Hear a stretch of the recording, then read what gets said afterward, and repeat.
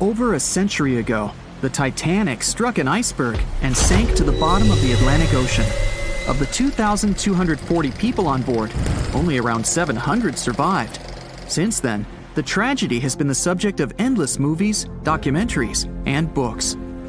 And though we've learned a lot about the ship and many of the people on board, we hardly know anything about the iceberg responsible for the catastrophe, especially anything concerning its size. But maybe we can find some clues. The Titanic was constructed by the White Star Line as part of its new fleet of passenger liners. At the time, it was the largest ship ever built, and it lived up to its name. The ship was 883 feet long, equal to 2.5 soccer fields placed end to end, and 175 feet tall, which is close to 10 giraffes standing on top of one another. From the waterline to the deck alone, the boat was 60 feet high. That's close to the height of a 4-story building. The Titanic was big enough to have veranda cafes, a restaurant, a reading and writing room, a Turkish bath, a gym, and squash courts. There was even space for a swimming pool. The liner could carry a total of 3,300 people, including 2,435 passengers and 900 crew members. Although luxury was important, safety was paramount. The Titanic had been designed to have 16 watertight compartments below its deck. If the ship's hull was somehow compromised in an accident, up to 4 of these compartments could take on the water, while the remaining 12 would keep the ship afloat. Philip Franklin, vice president of the White Star Line, said this was what made the ship truly remarkable. It's believed that the man said, "There is no danger the Titanic will sink. The boat is unsinkable, and nothing but inconvenience will be suffered by the passengers." He was so very wrong. The ship left England for its first and last voyage on April 10, 1912. And all it took was a single iceberg to bring that mighty vessel down. Icebergs are fascinating. They are formed during a process called calving, when large chunks of freshwater ice break free from glaciers and float away into open water. They eventually melt away and disappear. In the northern hemisphere, the majority of these icebergs come from Greenland. In the south, they come from Antarctica. What you see on top of the water is only a small portion of an iceberg. This is just the tip. Most of it, up to 90%, is hidden under the water. Only when you examine pictures of the entire thing can you truly appreciate how massive icebergs are. It's the part of the iceberg you can't see that is often the most dangerous. Beneath the waves, it can have jagged edges in random places. A ship can easily get too close without realizing it, resulting in serious damage to the bottom of the boat. And it's not just big icebergs you have to watch out for. Smaller ones, which are more difficult to spot, can prove to be just as dangerous. A growler, for example, is under 7 feet long, with just a bit more than 3 feet showing above the water. And a slightly larger bergy bit is less than 15 feet in size. The dangers of icebergs were well known when the Titanic set sail. In 1901, the Islander was traveling through the inside passage to Alaska. It collided with an iceberg and sank immediately. Luckily, 138 of the 178 people on board made it to safety. Back then, there wasn't any special equipment for detecting icebergs. The best tool was your eyes. From a special vantage point above the ship called the crow's nest, 2 members of the crew had to stare out over the ocean and watch for potential hazards. The crow's nest was located at the front of the ship, 49 feet above the deck. It was attached to the mast. From this height, a person had a good view of the ocean. If they saw anything suspicious, they could ring a large bell to sound the alarm. After that, they could call from a special telephone to warn the captain of any danger. But imagine what a horrible job this would have been, especially on the night the Titanic sank. The crow's nest wasn't a warm and cozy room surrounded by windows. Instead, it was a large open tub exposed to the elements. On April 14, 1912, the air temperature was around 39 degrees Fahrenheit, which is close to freezing. With the ship moving at about 23 knots, more than 26 miles per hour, the sailors must have felt that frigid cold air pressing against any exposed skin. The only good thing about the job was that the shift only lasted 2 hours. Frederick Fleet was the sailor who actually spotted the iceberg that sank the Titanic. He was up in the crow's nest, working with Reginald Lee at the time. Fleet kept track of the left side of the ship, while Lee scanned the right. It was 10 p.m. when the two men started their shift. They had already been warned about the possibility of ice. But when you're cold and it's dark, it might feel like an impossible task. Even worse, the two men didn't even have binoculars to make the job any easier. Fleet would later insist that having binoculars would have prevented the tragedy. With about 20 minutes remaining on the job, the sailors noticed the iceberg. Fleet rang the bell, once, twice, and again. He then called up to the bridge to inform the crew. At first, the call seemed to come in the nick of time. The ship's engines reversed, and the massive ocean liner managed to turn. It wasn't enough to miss the iceberg, though. Ice showered down onto the ship's deck. The iceberg tore through the hull, and water flooded in. 2 hours and 40 minutes later, the Titanic was gone. And here we have clue number 1. The iceberg was big enough to be spotted with the unaided eye in the dark of the night without any binoculars. It was also tall enough for bits of ice to fall down onto the ship's deck. Since this all took place long before social media and smartphones, nobody on board would have been taking photos or videos at the time. So, of course, we don't have any footage of the actual iceberg. But there are photos of the possible iceberg from later that day. The SS Prinz Adalbert was sailing near the area on the morning of April 15, 1912. The steward on the ship had not yet heard about what had happened to the Titanic. But when he spotted an iceberg floating by, he was compelled to photograph it. Why? There was a line of red paint along the bottom of the iceberg, indicating that it had likely collided with a ship sometime within the previous 12 hours. A second photo was taken from a ship called the Minia, which was sent into the area to look for debris from the collision. Captain de Carteret said that among the wreckage, he had seen only one iceberg. He also noticed a streak of red paint on it. From the photos and witness accounts, newspaper reports estimated the iceberg to be 50 to 100 feet high and 200 to 400 feet long. That's clue number 2. The iceberg that hit the Titanic probably started its ocean journey from Greenland's coast, heading past the Baffin Bay to the Davis Strait. From here, it must have slipped through the Labrador Sea and finally reached the Atlantic. And that, in itself, is pretty impressive. The glaciers in Greenland create between 15,000 to 30,000 icebergs each year. Some small, some big. Of these, a mere 1% will actually make it to the Atlantic. The others simply melt along the way. We know that the temperature of the Atlantic Ocean, where the sinking took place, was around 28 degrees Fahrenheit. That's below freezing. For humans, this could cause frostbite or hypothermia. But that temperature is actually warm for an iceberg. Most would only last 2 to 3 years in the North Atlantic, slowly melting into the warmer water. Based on this, it's likely that the Titanic's iceberg left Greenland in 1910 or 1911 and was fully melted by late 1912 or 1913. But since it did make it to the Atlantic and managed to cause significant damage to the ship, we have clue number 3. We will never know for certain the size of the iceberg from that day, but we do know that it definitely wasn't a growler or a bergy bit. Both those types of icebergs are much too small.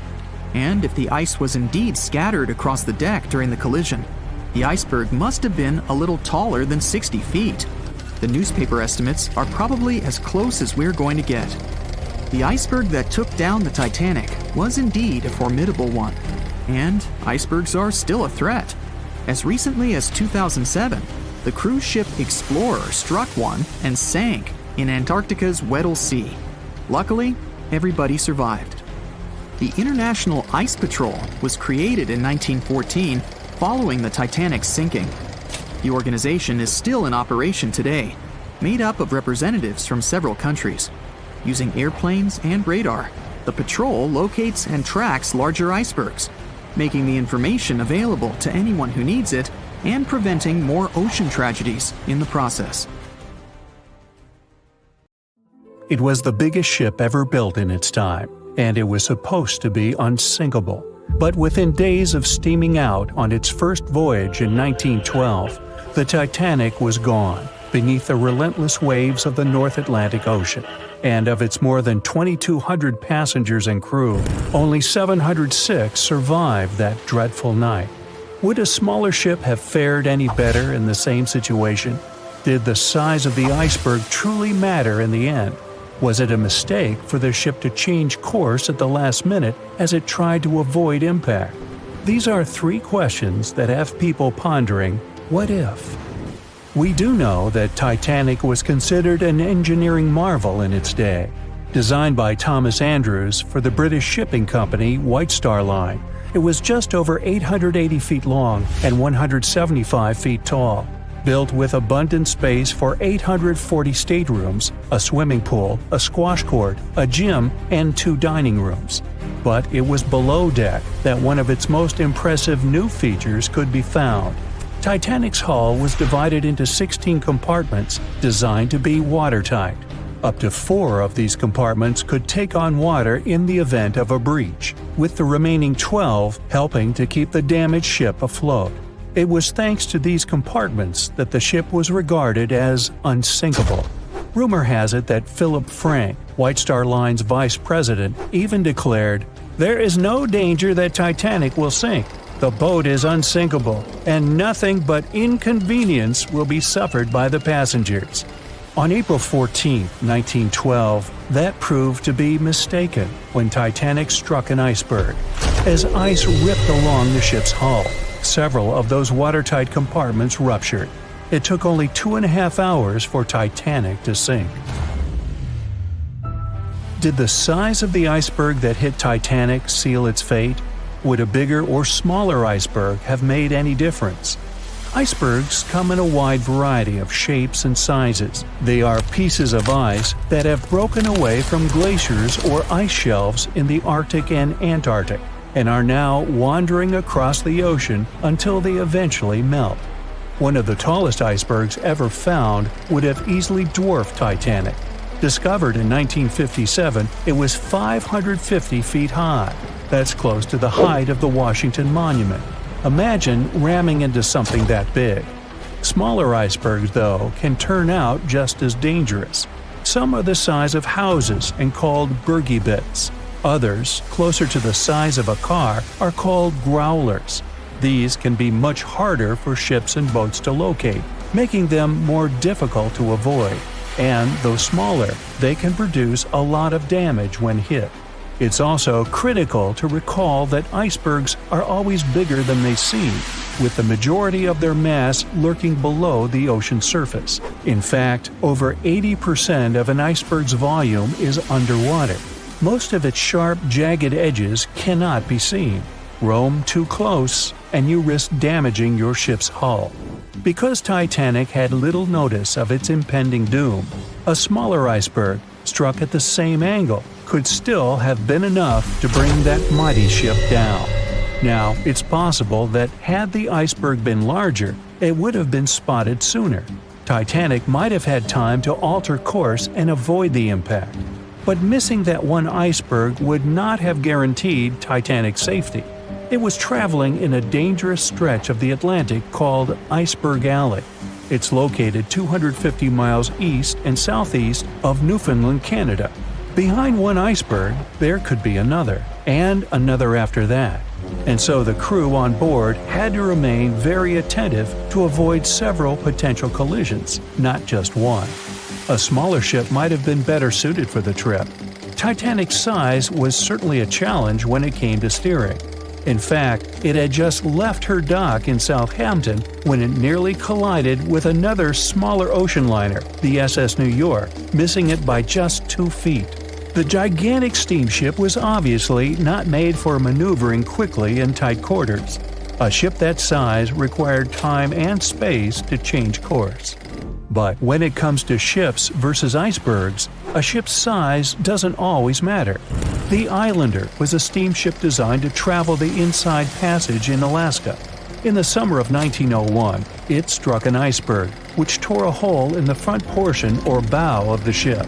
The vessel did not sink right away, and the crew tried to steer it to safety. Ultimately, its bow completely submerged, and its stern was lifted up and out of the water. It didn't take much longer before the ship sank completely. Of the 168 passengers and crew members, 128 survived, and $3 million in gold was lost. Islander had a 240-foot hull, making it almost a quarter of the size of Titanic, and that smaller size didn't seem to be much help in preventing a collision with an iceberg. And then there was the Hans Hedtoft in 1959. Also known as the Little Titanic or the Danish Titanic, it was referred to as the safest ship afloat. It was 272 feet long with 95 people on board. Much like the real Titanic, the Hans Hedtoft was specifically engineered to handle most of what the sea could throw its way. Along with its double steel bottom, it also had an armored bow and 7 watertight compartments. How could such a ship sink? But it could, and it did. It was on its first voyage, returning to Copenhagen, when it ran into trouble. On January 30th, it hit an iceberg. An SOS was sent, but when the Johannes Cross arrived to help, the Hans Hedtoft was nowhere to be found. The only evidence of the ship's existence was a lifebelt that was washed ashore in Iceland 9 months later. Again, the ship's smaller size didn't work in its favor. A smaller size of Titanic wouldn't have guaranteed a safe voyage in 1912. The final what-if concerns the last-minute choice when the iceberg was spotted and the alarm sounded. First, Titanic could attempt a complete stop, but this wasn't an option as the ship needed a half a mile to come to a halt, and the iceberg was a mere 900 feet away. Second, the Titanic could attempt to avoid the iceberg by steering away from it. This is what the captain ordered, but the attempt was unsuccessful, resulting in a deep gash across the ship's hull. The final option? To hit the iceberg head-on. Would this have made any difference? The answer is an intriguing maybe. Some think a head-on collision would have saved Titanic. In this scenario, the collision would have limited the damage to the very front of the ship. Instead of the iceberg tearing through the hull and compromising several of the watertight compartments, only 4 of the compartments would have been breached. This meant the others could do their job of keeping Titanic afloat. The ship could be stuck, unable to move, but it would remain above water until help arrived.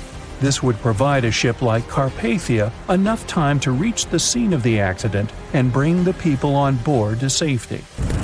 One of the Titanic's designers, Edward Wilding, made a similar claim during an inquiry into the sinking. He argued that most people would have survived a head-on crash, and that Titanic itself would not have sunk. Others disagree, though. First, the special bulkheads on Titanic were designed specifically to protect the ship against collisions with other vessels, not with icebergs. These compartments would crumple upon impact, absorbing some of the force while the other ship absorbed the rest. Though the damage would still be extensive, the remaining bulkheads would keep the ship afloat. But an iceberg does not have the same flex in a collision as you would experience with another ship. Most of the force would be absorbed by Titanic, resulting in greater damage to the ship.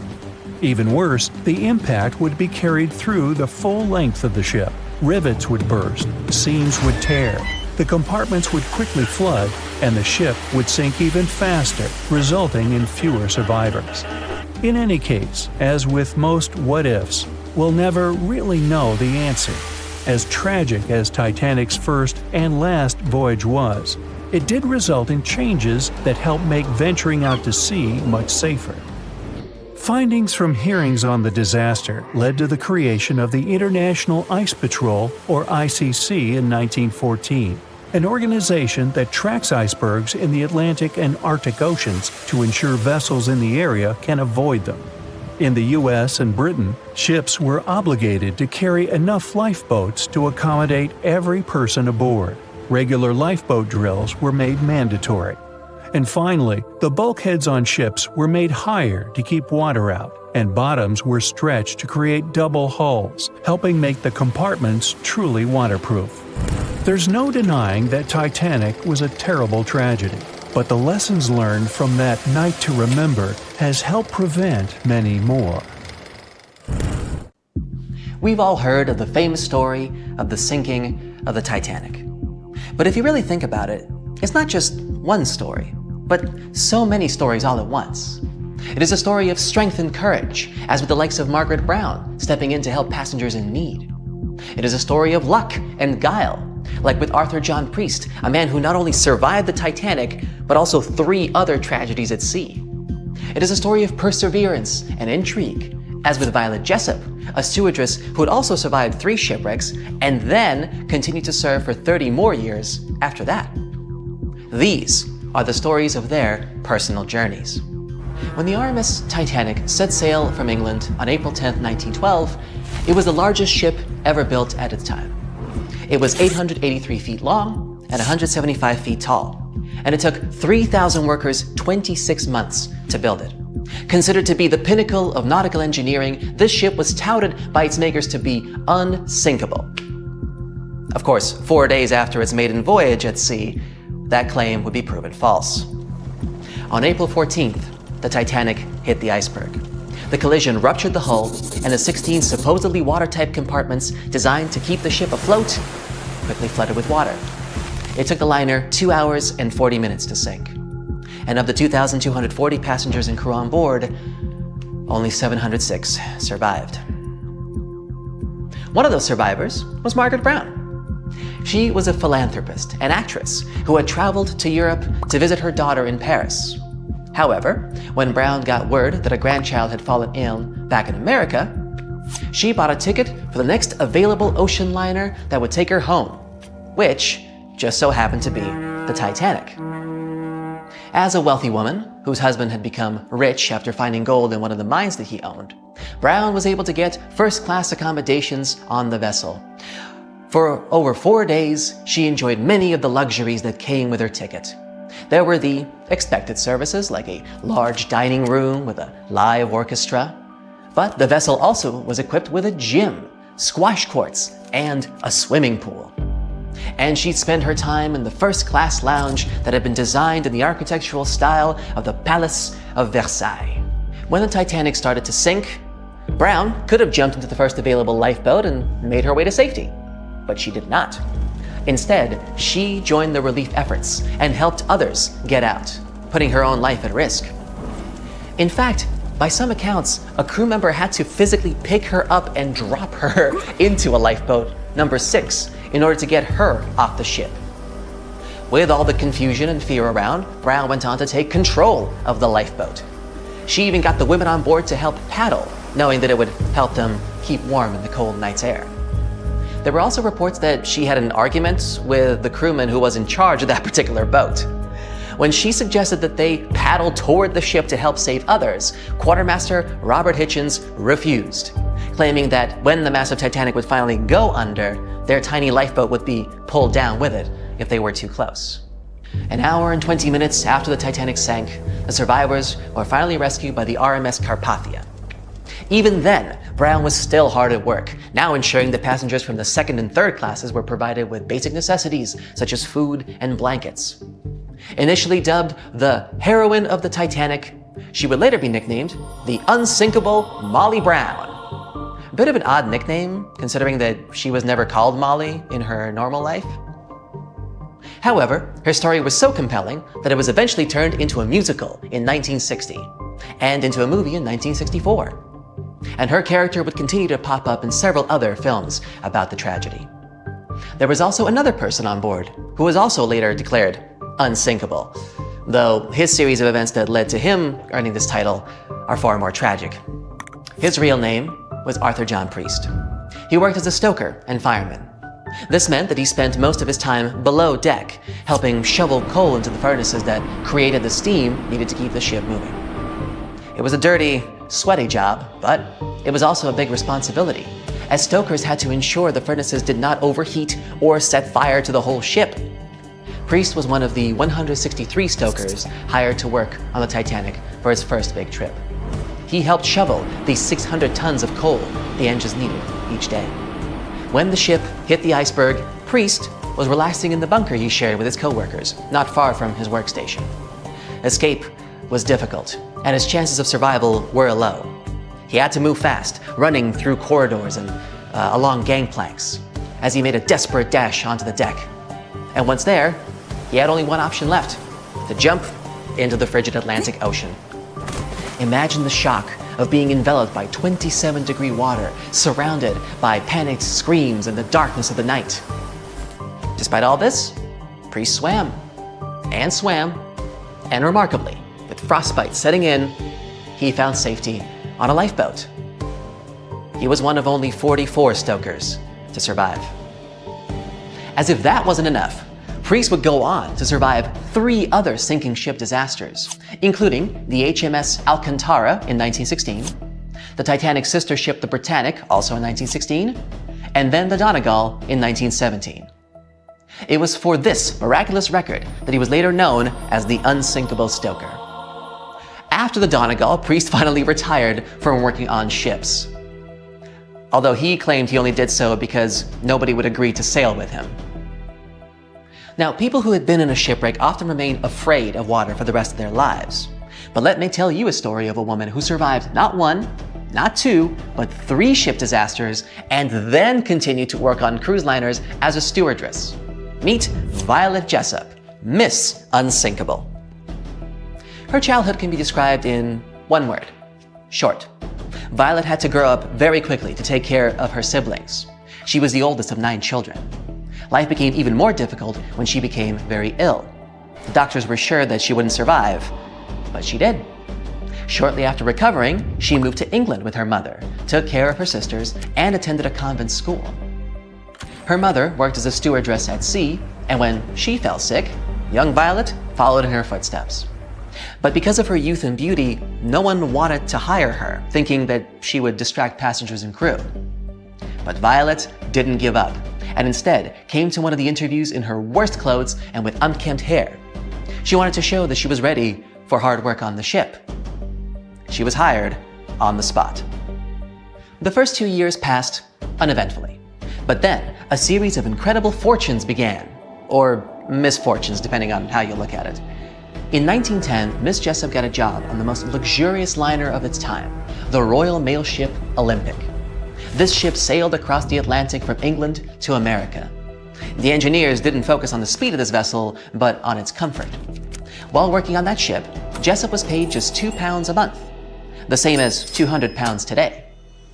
Hard work on the ship's deck from morning to night didn't frighten Jessup. She loved the job.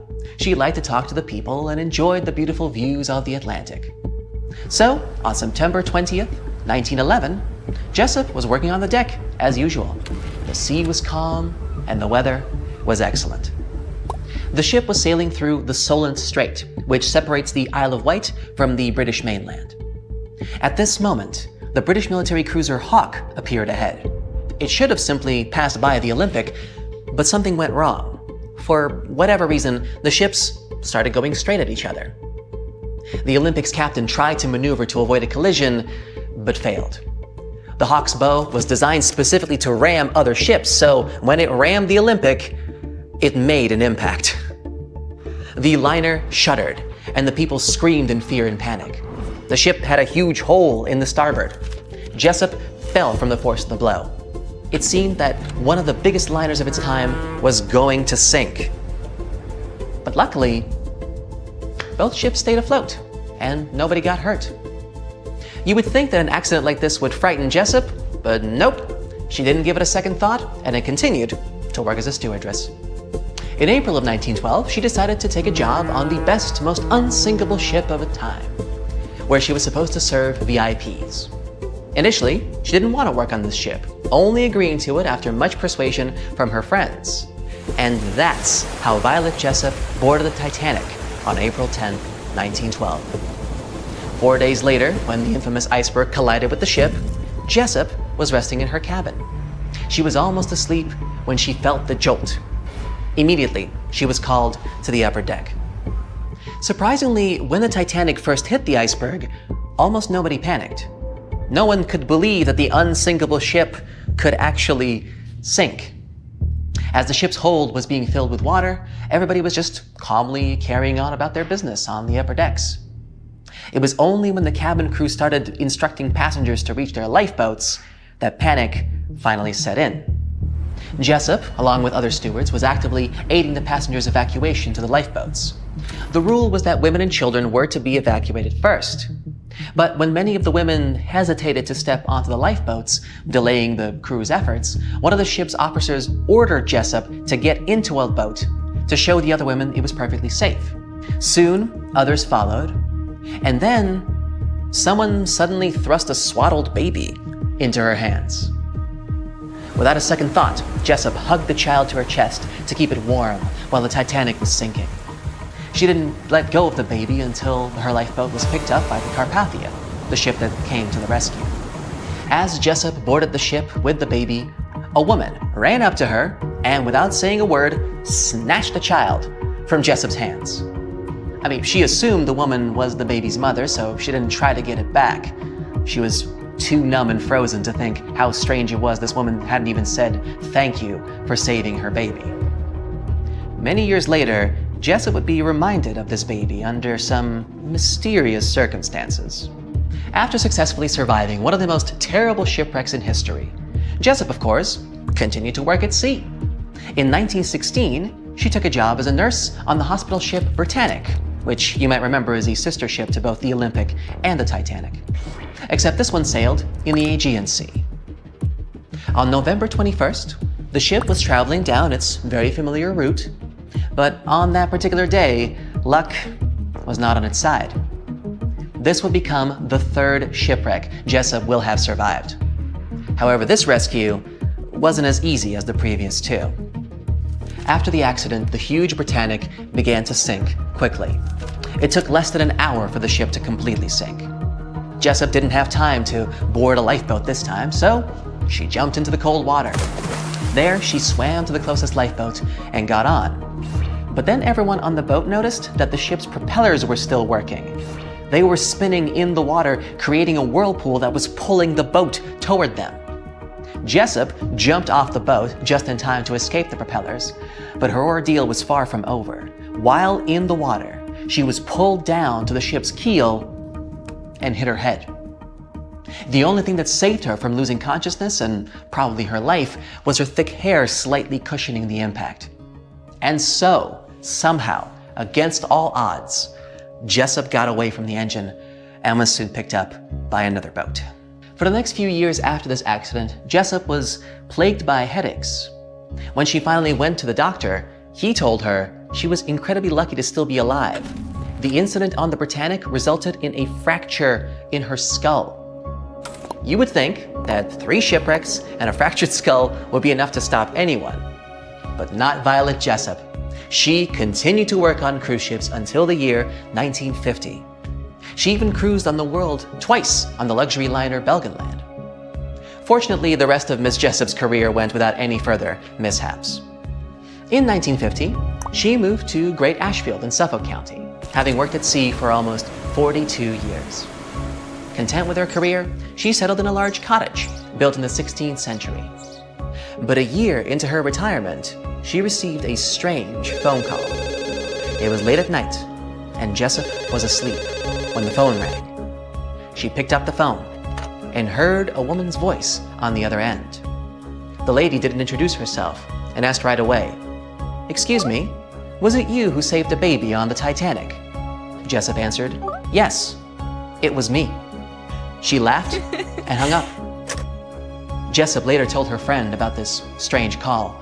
She assumed that some kids were playing a joke on her, but Jessup had never told anyone about the baby before that call.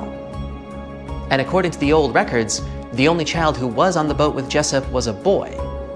But those same records also said that the boy had been saved by another passenger. To this day, it's still unknown who the baby that Jessup rescued was. Either way, for surviving 3 different wrecks on 3 different ships, she was aptly dubbed Miss Unsinkable. And there you have it, 3 incredible stories of 3 remarkable individuals. And there's many more like them. Stories like these prove there's a hero in all of us that can come out in unexpected circumstances. But of course, I hope you'll never need to put that theory to the test. See you next time, and safe travels. A beam of electric light pierces the darkness over the calm waters of the Atlantic Ocean. The Titanic is quietly making its way through the waves, its passengers asleep, when suddenly a monstrous white shape is caught in the light beam. The fateful iceberg is about to rend the side of the legendary ship.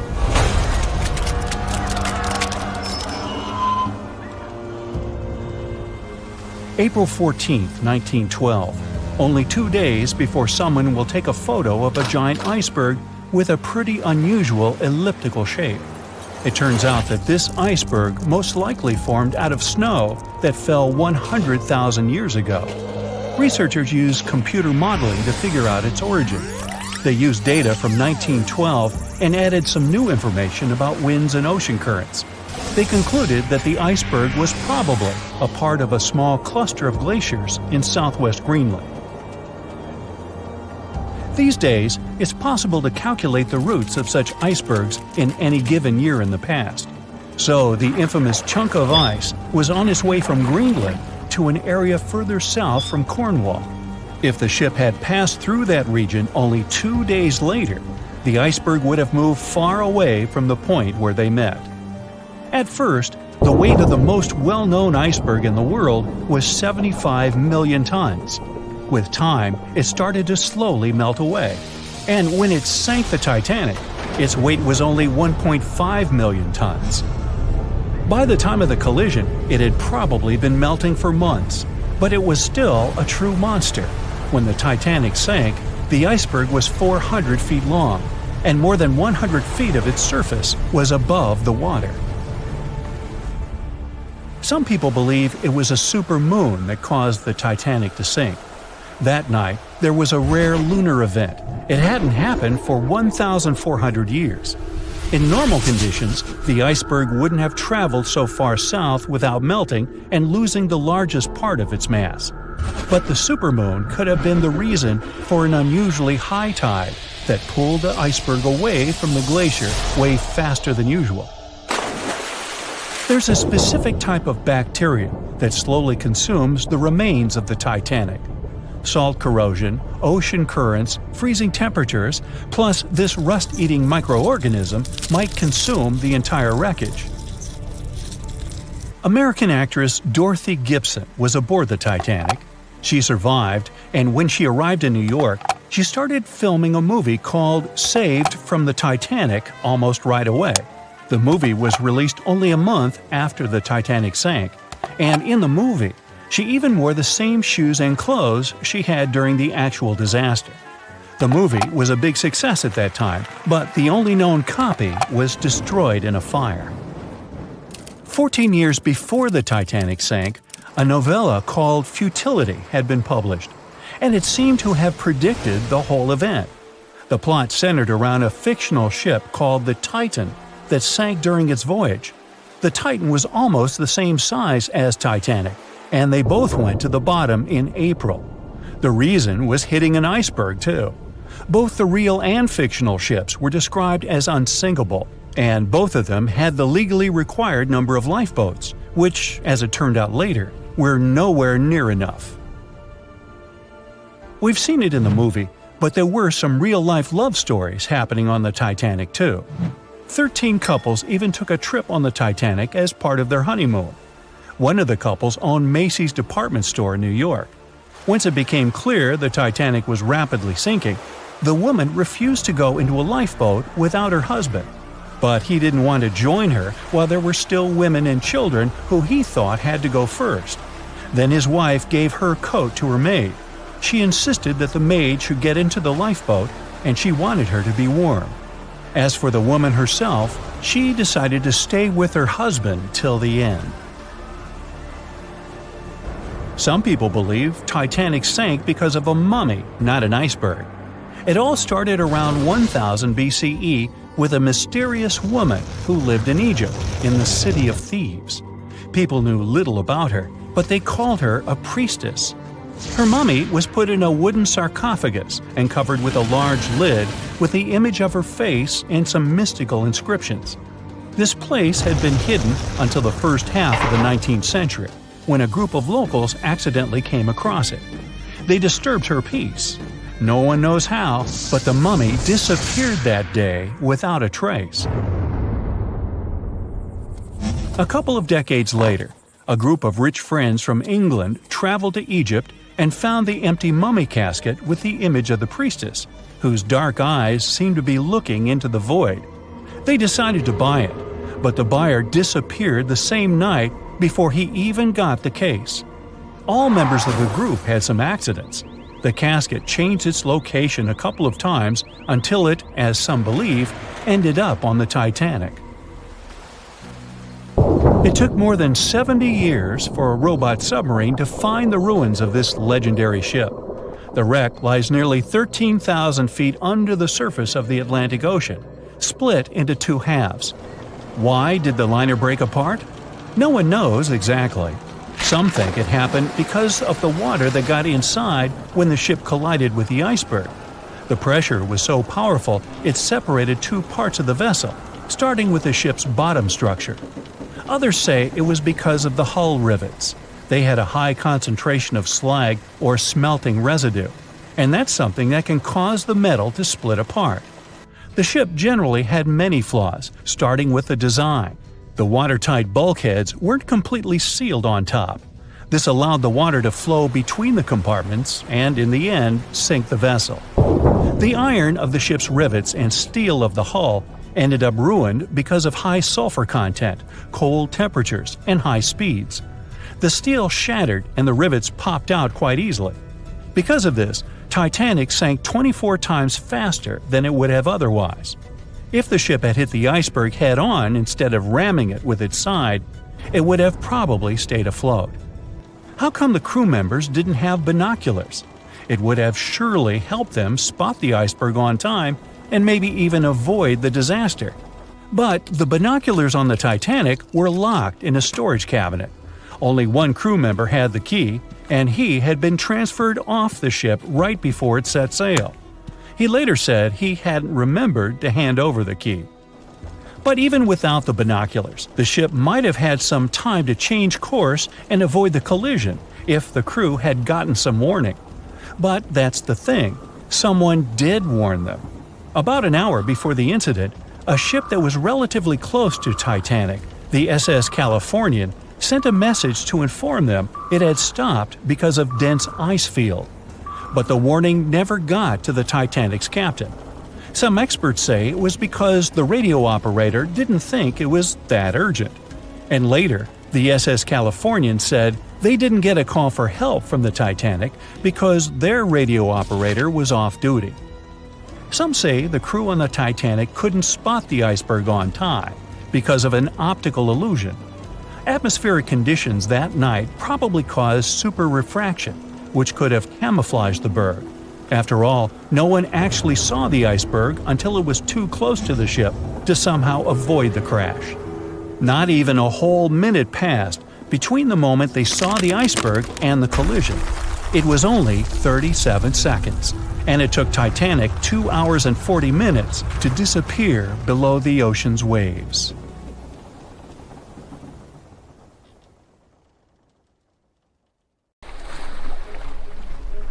The lookout shouts, "Iceberg right ahead!" The Titanic strikes the ice. Water starts flooding in. Third-class passengers are locked up. There aren't enough lifeboats for everyone. Panic sets in. Violins are playing. The ship sinks. Well, we all know the story of the movie Titanic like the back of our hand by now. But what if I told you that Hollywood lied to us? To tell the real story of what happened that freezing night in 1912, we need to rewind a bit. The lookout shouts, "Iceberg right ahead!" Yep, that part was true. Just before 11:40 at night, Frederick Fleet noticed something darker than the sea directly ahead. As the ship got closer, he realized it was an iceberg. The engines were quickly reversed and the ship turned sharply. Instead of hitting it head-on, Titanic scraped along the side of the berg, sprinkling ice on the forward deck. If you remember, in the movie, Jack and Rose are having a romantic moment when they feel the ship shudder after hitting the iceberg. Everything shakes as if they were in the middle of a light earthquake. Some real-life passengers reported feeling something similar after the impact. But according to Titanic survivor Frank Prentice, it wasn't exactly like that. He said there was no impact as such, and it all felt more like slamming on your car brakes. The ship stopped, and that was that. Some people even slept right through the collision, confirming that there wasn't such an abrupt impact. Mr. Prentice, curious about what had happened, left his cabin and went out to the deck. When he got there, all he could see was a little ice on the surface, not the towering iceberg that Jack and Rose saw. But as we all know by now, the real damage happened below the waterline, where the iceberg had a jagged spur that slashed a 300-foot gash in Titanic's hull. Once the crew realized how severe the damage was, they immediately began sending distress calls to nearby ships, asking for help. At some point in the movie, the radio operator goes to the captain and says there is only one ship nearby, the RMS Carpathia, which later ends up rescuing many passengers. But in real life, there were more ships around. It's believed that the SS Californian was only about 23 miles away. This ship might have actually seen the Titanic sinking, or at the very least, seen its rockets exploding high in the sky. Yet, for reasons we will never fully understand, they didn't try to help. Let's get back to the story. Now, people need to get off the ship. At 12:45, lifeboat number 7 was the first to be lowered. Just like in the movie, women and children were told to go first. But in reality, some women were hesitant and even refused to get into the lifeboats. Mr. Prentice said this happened mainly for two reasons. First, these lifeboats were high and passengers were terrified of the 70-foot drop from the deck to the ocean below. And second, most women didn't believe the Titanic would actually sink. It was called unsinkable after all. So the idea of getting into a lifeboat seemed pointless at the time. This mindset probably explains why Eloise Smith, a first-class passenger, recalled that there was no panic or chaos at first. Other survivors backed this up, saying that no women or kids were crying. But one thing that was indeed concerning, at least for the crew, was the possibility that the lifeboats might buckle under too much weight.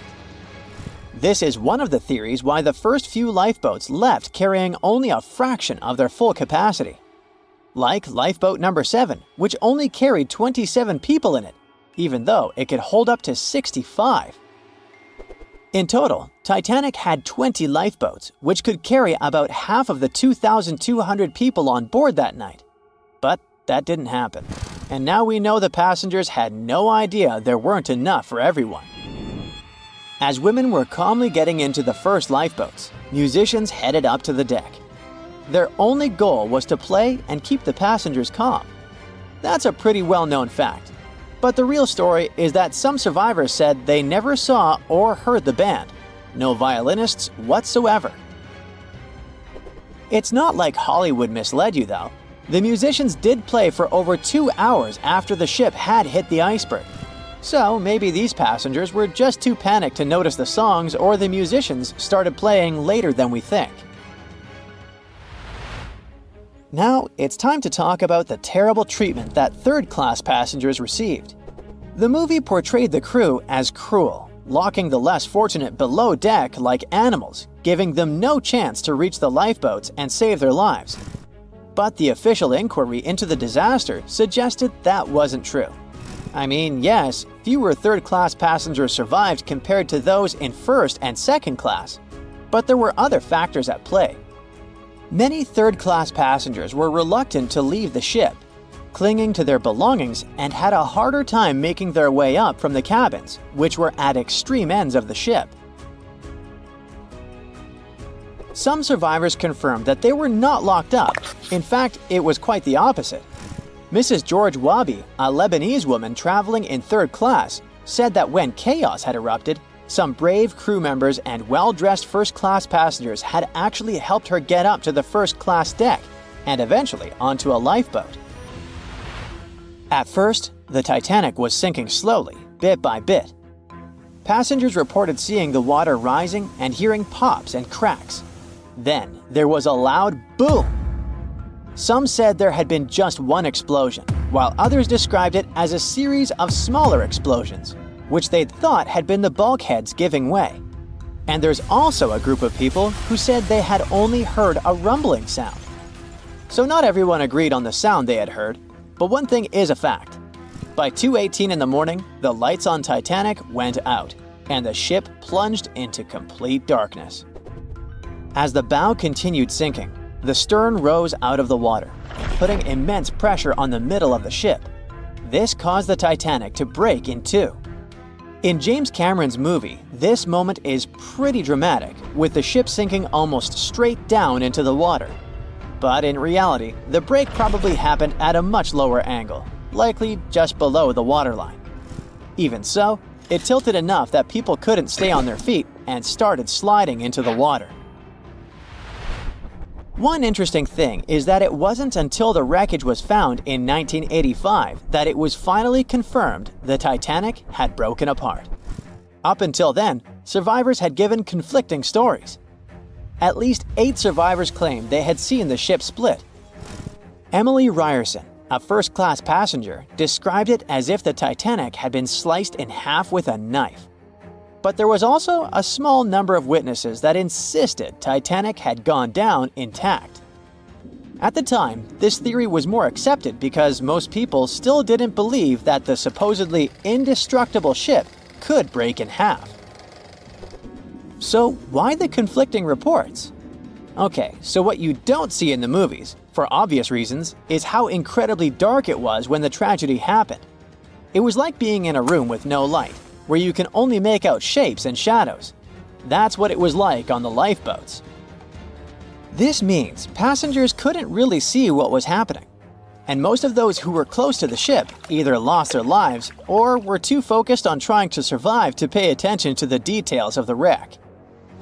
Although James Cameron's film didn't fully capture how terrifyingly dark the disaster truly was, the 2012 TV series Titanic did a better job of showing the pitch-black horror of that night. Even then, the reality was much darker and more terrifying than either of these two productions could portray. John watched on in disbelief as he drifted away on a piece of wood. In the freezing waters of the Arctic, slowly drifting away. John looked upon the vessel he had worked and lived on as it raised its enormous bow high into the sky, then broke in half, causing a sound that only a crack of lightning could replicate. Distraught and dumbstruck, believing that he, and he alone, knew the dark truth behind the demise of the unsinkable ship, the Titanic. 5 days earlier, as the Titanic set sail on its maiden voyage, John worked hard alongside his mates in the coal bunker, stocking up the coal to feed the Titanic's mighty furnace. They had stocked and stored more than John had ever witnessed on any other ship he'd worked on. But this was the Titanic, the grandest ship to have ever sailed the seas. On the Titanic, there could never be too much coal. As they left Belfast and pushed toward Southampton, there was a large bang below decks that went unnoticed. The furnace was roaring and the turbines were spinning, pushing the Titanic forward at a quickened pace. The crew cheered as the vessel moved forward, unaware of the loud, concerning noise. Arriving in Southampton, Greg came aboard, amongst hundreds of other passengers. With 13 years at sea, his vast experience included the role as a quartermaster on 6 previous ships. Ready for a new challenge aboard the greatest vessel ever made, he was looking forward to this next challenge of his career. Greg came with a wealth of experience, especially with sailing through the Arctic. His role was vital within the crew, understanding the seas around the North Pole. He would be a key lookout as they set to cross the perilous path of the Iceberg Alley. Greg had some concerns regarding the voyage. The Earth's orbit was remarkably close to the Sun and the Moon, causing higher tides. This would make icebergs more prominent, drifting them further away and towards the route of the Titanic as they journeyed to New York. Assessing the lookout tower and inspecting the available gear, Greg found no binoculars. This made him concerned, but the sailors just laughed at Greg. "If the deck is short on ice cubes, we'll be sure to plow right through a berg to resupply." A sailor laughed. Greg didn't share this sentiment. Eager to find out why they had been left short-handed on equipment, since he had such a vital role on the ship, Greg inquired further. Sadly, the officer with the keys to the binocular supply cupboard had been removed from the crew at the last minute. Greg couldn't believe something of this importance had been overlooked. For such a mighty ship with so many people aboard and crossing in a particularly perilous path, this just didn't make sense. But not wanting to be fined for breaking into the ship's property, Greg let it slide, hoping that they wouldn't need the binoculars in the end. Ultimately, if there were icebergs expected, a warning call would be made to the captain, informing of any concerns. Little did Greg know that a warning had been received, notifying of the dangers that awaited, but the telegram didn't provide the required prefix, which would have ensured direct delivery to the captain. So, the critical warning was just overlooked. John and his crew below decks prepared for departure, stoking the engines. He noticed an essence of thick exhaust, far too heavy than what would be expected from the furnaces. The crew searched throughout the lower decks. Following a thorough search, they managed to locate the cause of the exhaust. It was an ignited pile of coal within a coal bunker. Unknown when it had ignited, a buildup of coal had clearly been smoldering, slowly growing in size. The amount of smoldering coal was concerning. The alarm was raised, alerting an officer to review the matter. The officer assessed the damage and confirmed with the captain that it was deemed to be of little concern, as only minor damage had been caused. John was unsure of this assessment, as he knew that in confined spaces, surrounded by iron bulkheads, an oven-like environment arises that intensifies the heat with time. But the Titanic would power forward, making no sense to John as they had only just departed from Southampton. He was sure they would have turned back. John and his crew were ordered to shovel the already lit coal into the furnace and continue shoveling until all the smoldering contents would be contained. It was a possible but painstaking task that could take the entire journey. The continuous intake of coal would ensure the turbines would spin at a constant accelerated pace, not what the Titanic was designed for. It was meant to be a luxurious passenger liner and not for breaking speed records. However, the crew would find enthusiasm in not only acknowledging the Titanic as unsinkable, but also as the fastest. John and his crew continued to shovel the coal into the furnace for several days. The temperature within the bow was becoming hotter every day.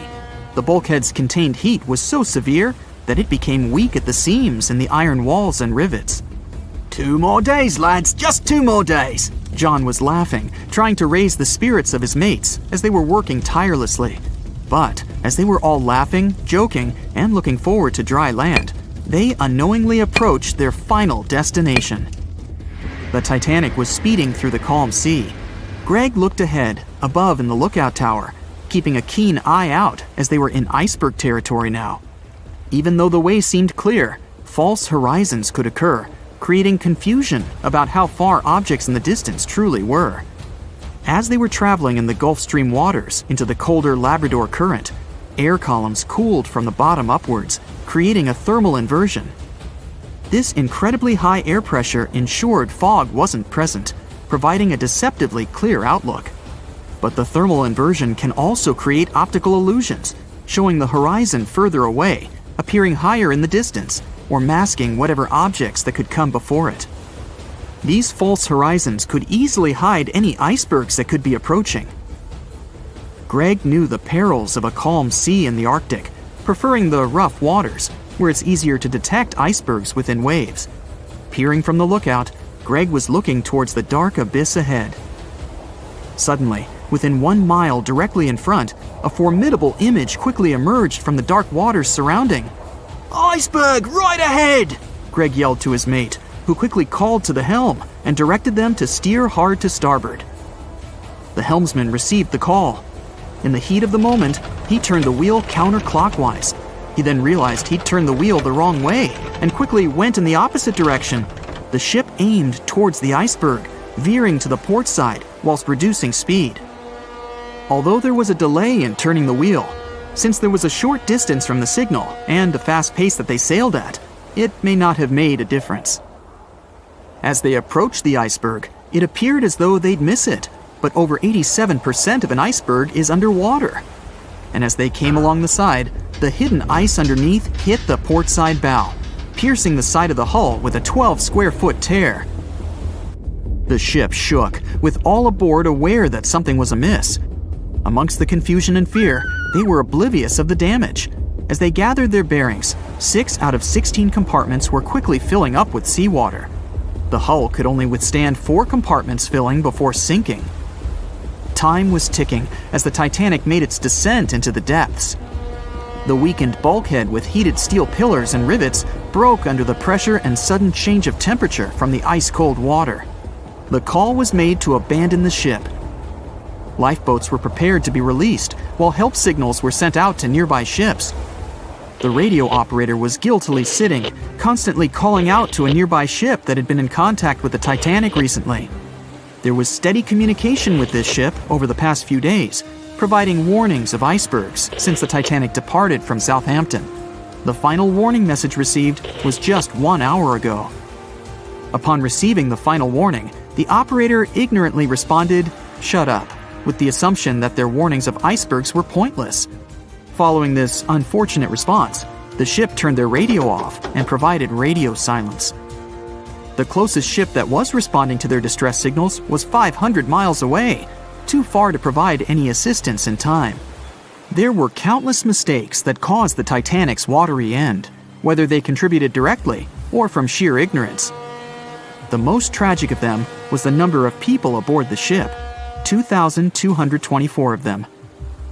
There were only enough lifeboats provided to rescue 1,178, barely half of the people. "I'll never let go, Jack. I'll never let go," said Rose. Then she did let go, and the whole movie theater burst into tears. It happened when Titanic came out in 1997. Alright, who am I kidding? It's really hard not to cry when you watch this scene for the 10th, 20th, and 50th time almost 30 years later. But did this great love story happen in real life? Or did James Cameron just invent it for some good drama? As much as I don't want to disappoint you, Jack and Rose never fell in love on board the real Titanic.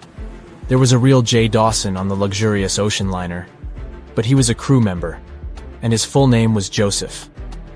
The real-life inspiration for Rose was the American artist Beatrice Wood.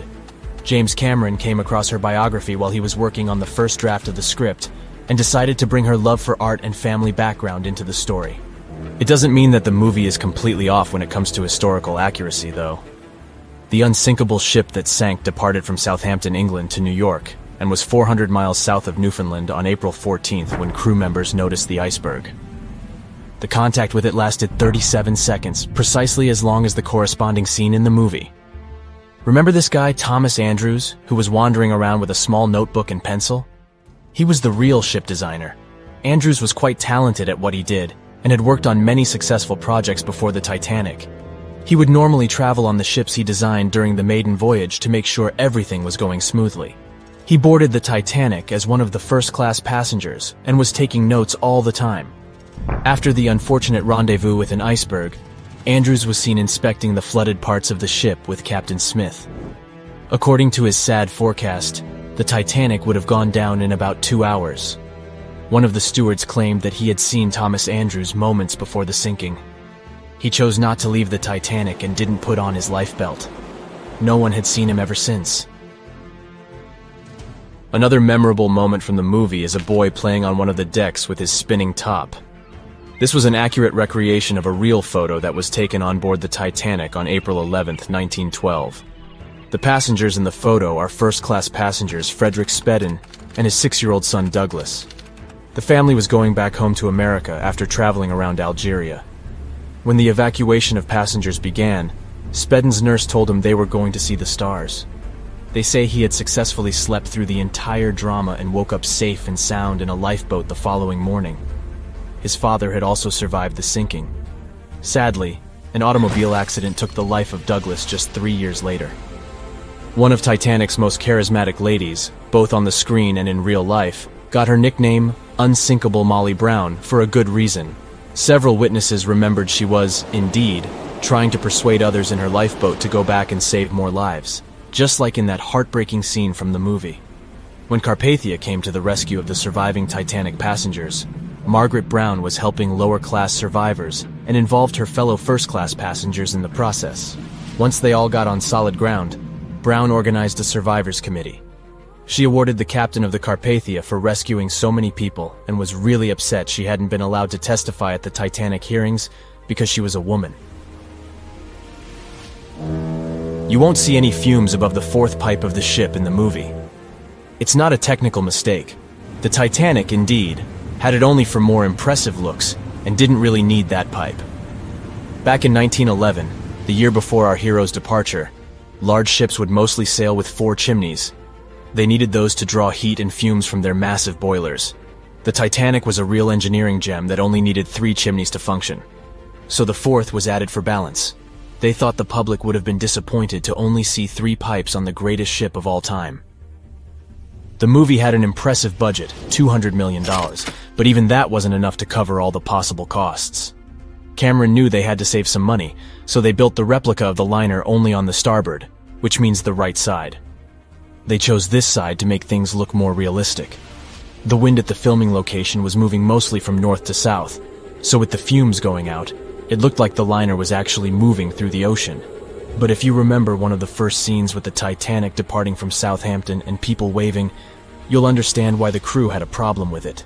The real ship was docked at the port, or left side, there. They found a brilliant solution and just flipped the scene horizontally to make it look real.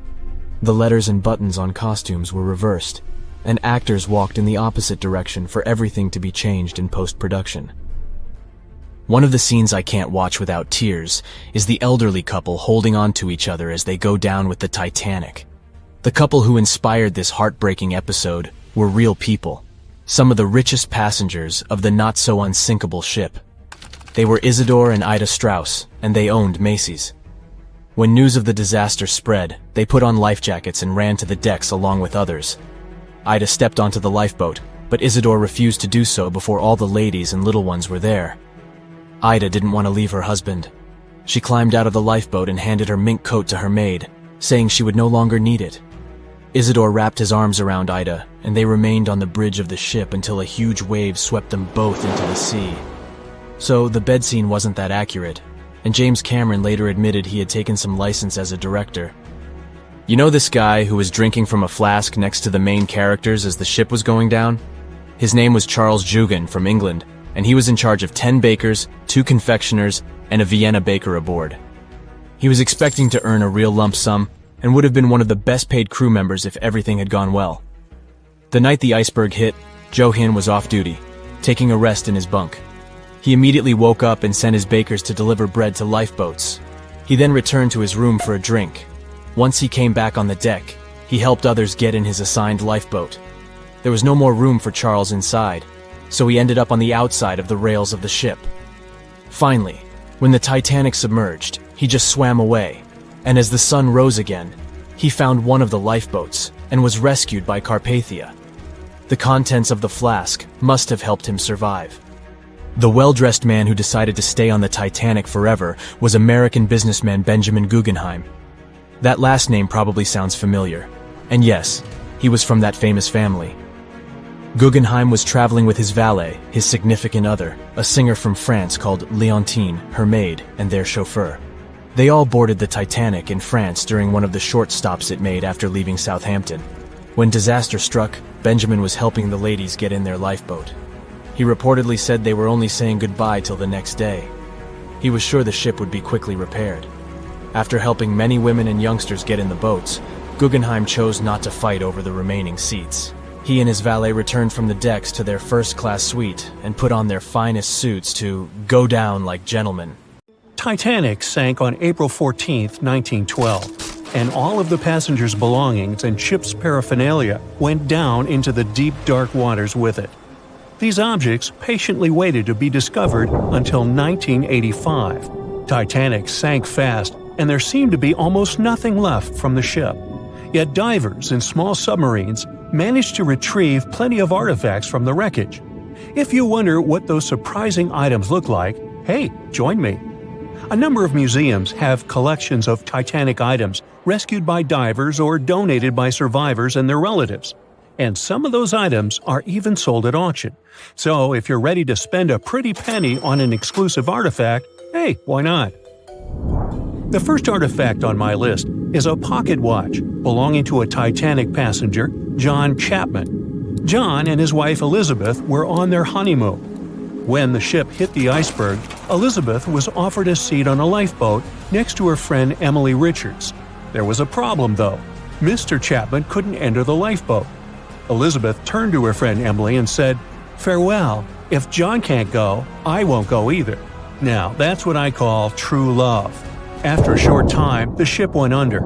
If we step back and return to Chapman's pocket watch, we'll notice one more heartbreaking detail. Experts believe the watch stopped around the time the ship finally submerged. Do you remember the iconic scene in the Titanic movie where the ship's band continued to play while the ship was sinking? The violin, played by the real musician, was sold in an auction for $1.7 million in 2013. They say the band played Nearer My God to Thee as the ocean liner sank. Since we started talking about the band, we might as well shed light on a piece of music found on the ship. It was the song "Put Your Arms Around Me, Honey." Considering the fact that paper gets ruined almost instantly when it meets with water, it's a miracle to see those documents. Another saved paper document is the lunch menu. The first-class passengers wore their beautiful dresses and enjoyed their meals without knowing that it was their last lunch. This unique item was auctioned for $122,000. Meals were offered based on class. For instance, a first-class passenger would eat roasted turkey with cranberry sauce, spring lamb, or baked haddock. In comparison, a third-class lunch consists of stuff like rice soup, fresh bread, roast beef, and brown gravy. There were also cabin biscuits, which the passengers would eat to diminish seasickness. It wasn't just the menu. A VIP ticket was also retrieved. The ticket number is still readable, 1342. Number 5 is Edwardian perfume samples. A chemist named Adolf Saalfeld stepped onto the Titanic with various perfume bottle samples. Why did he bring these samples with him? Well, Saalfeld planned to open a fragrance store in America. 61 vials of perfume sank with the ship. Luckily, their owner managed to survive and get there safely, but his samples sank and were only rediscovered some time ago by the divers. When we accidentally drop a plate, it usually shatters into pieces. Now, there's a question. Do you think an unbroken plate can be recovered from Titanic? The answer is yes. Original White Star tableware is proof. Apparently, each class of passengers didn't just get different meals, but was also served with different types of plates. The retrieved plates have a green and brown floral motif. The edges have a gold rim, and there's a logo in the center. By the way, they're sold at auction, and you can find them online. Let's carry on with touching personal stories. The love story of Rose and Jack that we see in the movie is fictional, but the ship surely witnessed many romantic tales. Here's a love letter to prove this. The messages tell us a story about how life was on the ship during the last few days. It was written by Kate Buss on April 10th. She mentioned how seasick she felt and other things, such as she was supposed to go to dinner in a half an hour. This letter wasn't the only letter divers took to the surface. For example, there's the letter Esther Hart wrote to her little daughter Ava. It was sold at auction for £119,000. This letter is probably the last letter written on board, since it was completed only 8 hours before the tragedy. The letter is not that damaged because it was in the pocket of Esther's husband's coat. Another letter we can mention is Dr. John Simpson's letter. Those words were the last words that he wrote to his mother. Let me introduce you to Edith Rosenbaum. She was on the ship with her lucky toy pig. Edith had been severely injured in an accident before she sailed on the big ship. The toy was a present from her mother as moral support for her recuperation process. It was actually a music box in the shape of a pig. Edith used it to calm frightened young people in the same lifeboat. The next item on the list is the scout whistle of Lillian Winifred Bentham. She was a second-class passenger. On that terrible night, Lillian was in her stateroom. She didn't believe that the Titanic could sink. After all, it was the unsinkable ship. Her friend came to her and convinced her to hop into a lifeboat. Only then did she realize how serious the situation was. Moments later, she saw the ship break into two parts. As the lifeboat floated into the night, Lillian saw a crewman who was also rescued. Without a second thought, she wrapped the man with her fur coat. It was freezing, so she probably saved the man's life by doing that. The young man wanted to thank her for her kindness, so he gave Lillian a scout whistle. It was the whistle he used throughout the night to call for help. This pair of white gloves is one of the rarest artifacts recovered from Titanic. These cotton gloves belong to a gentleman. The owner's identity is unknown. Fabric can't last underwater for decades, but these gloves look fine, and you can still see the fine detailing and elegance. An alarm bell has also been found. Yes, that's the famous bell, the one that rang to warn people about the iceberg. Frederick Fleet and Reginald Lee were on lookout duty the night of the accident. Both of them survived. Fleet was the one who saw the iceberg before the ship struck it. What's ironic is that Fleet and Lee didn't have access to binoculars. They were stored in a locker in the crow's nest, but the key to the locker was in the pocket of a crew member who was reassigned to another ship at the last minute and didn't leave the key. They could have seen the iceberg sooner if they had had pairs of binoculars. If they had had it, the Titanic could have gotten out of the way. Divers discovered not just belongings of passengers or the crew, but also pieces belonging to the ship itself.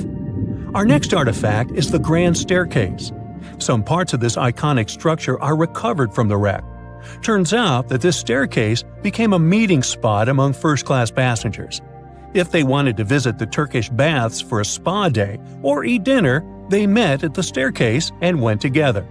This staircase was a sign of how luxurious some parts of Titanic were. Another miraculously saved object that belongs to the ship is its plan. It was one of the most expensive artifacts sold at auction. The plan is around 30 feet wide. What else? The logometer was also discovered. It's a device used to check the sailing speed of the ship and the distance it covers. The experts say that from the start at noon on April 14th, the device logged 268 nautical miles. And there's more. A giant chunk of hull, known as the Big Piece, was also found. This fellow weighs 15 tons. The larger portholes were for the cabins, and the smaller ones were for the restrooms. This piece was found in 1994, but it was in 1998 when it was successfully taken out.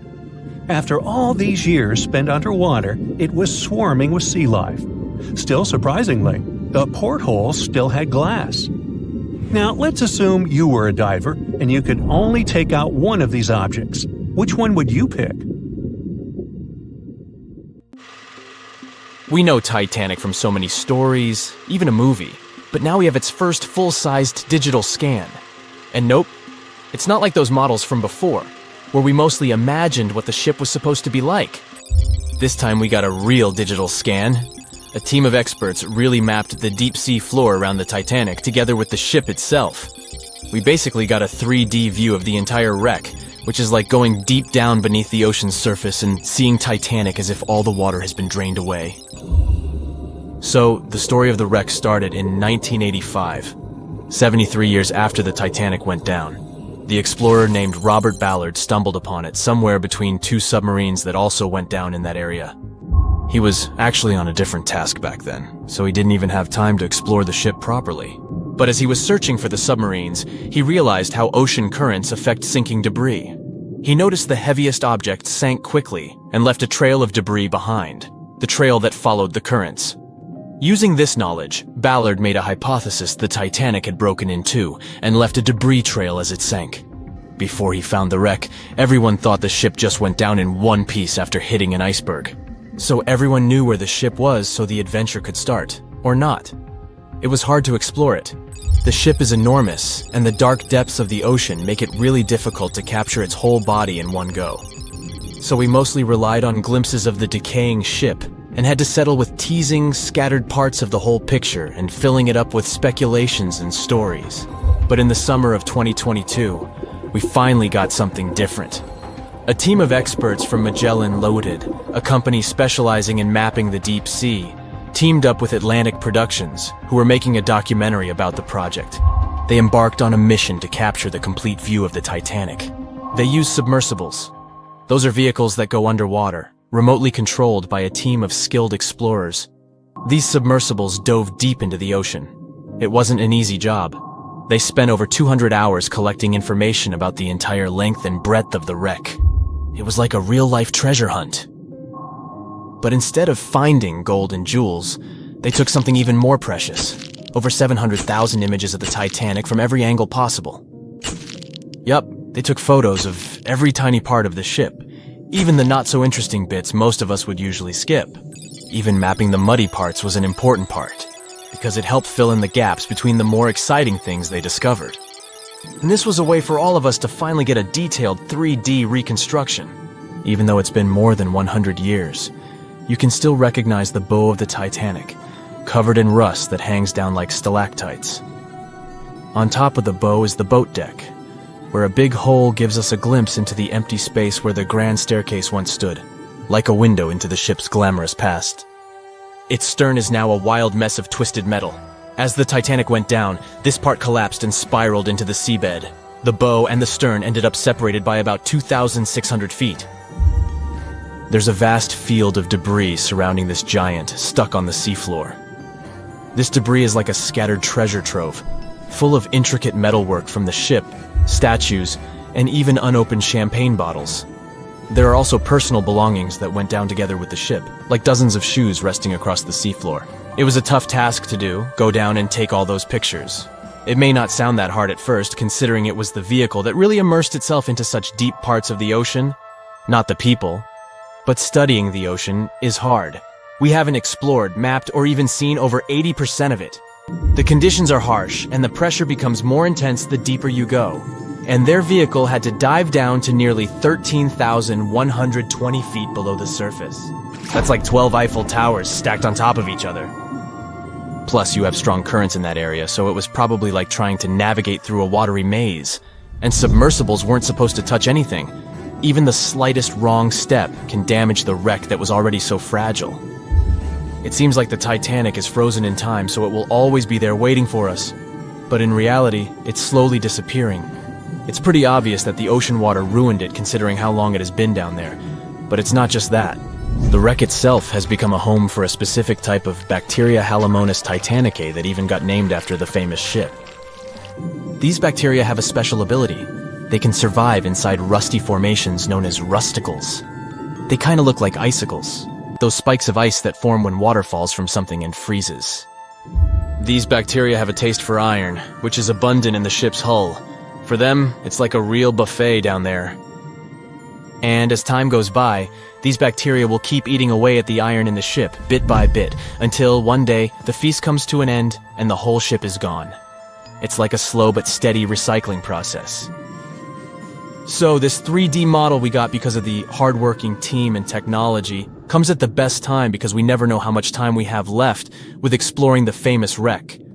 This time we might even understand the collision with the iceberg better. You know how movies always show the Titanic hitting the iceberg on its right side? Well, we can't even be certain about that.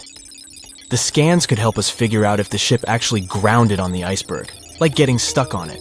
We can study the stern and analyze how the Titanic struck the seafloor.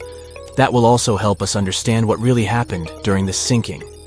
Maybe we'll get a chance to discover if there was really a strong fire that sealed the fate of the Titanic. One theory says that the coal fire had been raging for a whole 3 weeks before the ship even took its first and last trip. And this could have made its hull weaker, which means most of the work was done. The iceberg just delivered the final blow. If there even was an iceberg, as some people wonder. There's an alternative theory they suggested where the Titanic may have actually hit a hidden mass of pack ice instead of a typical iceberg. Pack ice is made up of large sheets of ice that float near the ocean's surface and can be difficult to spot. They believe this pack ice might have drifted into the Atlantic from the Arctic Ocean. According to one professional mariner, Captain L.M. Collins, that stands up with that idea. If the Titanic had struck a regular iceberg, the ship would have sunk much more quickly than it did. And since the Titanic managed to stay on the surface for a relatively long period of time, less than 3 hours, maybe this was a different type of collision. The mariner also said there are differences in what people said they saw when the Titanic sank. He thinks these differences might be because of optical illusions. In this case, when people were looking at the ocean that night, the way the light was reflecting and the conditions at sea might have made things appear closer or distorted. So when they saw something in the water, it might not have been exactly what they thought it was, whether it was an iceberg or something else. Binoculars might have helped the crew members to spot the potential danger, but unfortunately, they didn't have any. It appears they were locked inside a cabinet, and no one knew where the key was. It was 11:39 at night when the Titanic's lookout shouted, "Iceberg, right ahead!" Swift action on the bridge to reduce speed and change the ship's course didn't help, and you already know how the story ends. Since then, we've regarded what happened to Titanic as a once-in-a-lifetime event. Is it though? The Titanic sank in 1912. Forget about fancy GPSs or weather satellites. At the time, ships were responsible for warning each other about the location of icebergs, like a "hey man, trust me on this" situation. Then the Titanic disaster happened. To call it a disaster is an understatement, so specialists felt the need to form an organization to avoid this kind of accident happening again. That's why, a year later, they created the International Ice Patrol, or IIP for short. Up to this day, this group has been responsible for giving ships advanced warnings about ice threats. IIP improved their methods over the years, from ship reports and aircraft patrols to satellite images. Recently, they've also been using oceanographic buoys, floating devices providing real-time information about ocean conditions up to 164 feet below the surface to predict the potential drift of icebergs. Luckily, IIP is doing an excellent job in reducing ship iceberg collisions. But don't get too comfortable, because even the most advanced detection equipment can't entirely avoid an unfortunate situation. Between 1980 and 2005, there were 57 incidents involving vessels and icebergs. And the chilling truth is that today's ships are more likely to run into an iceberg than the Titanic was.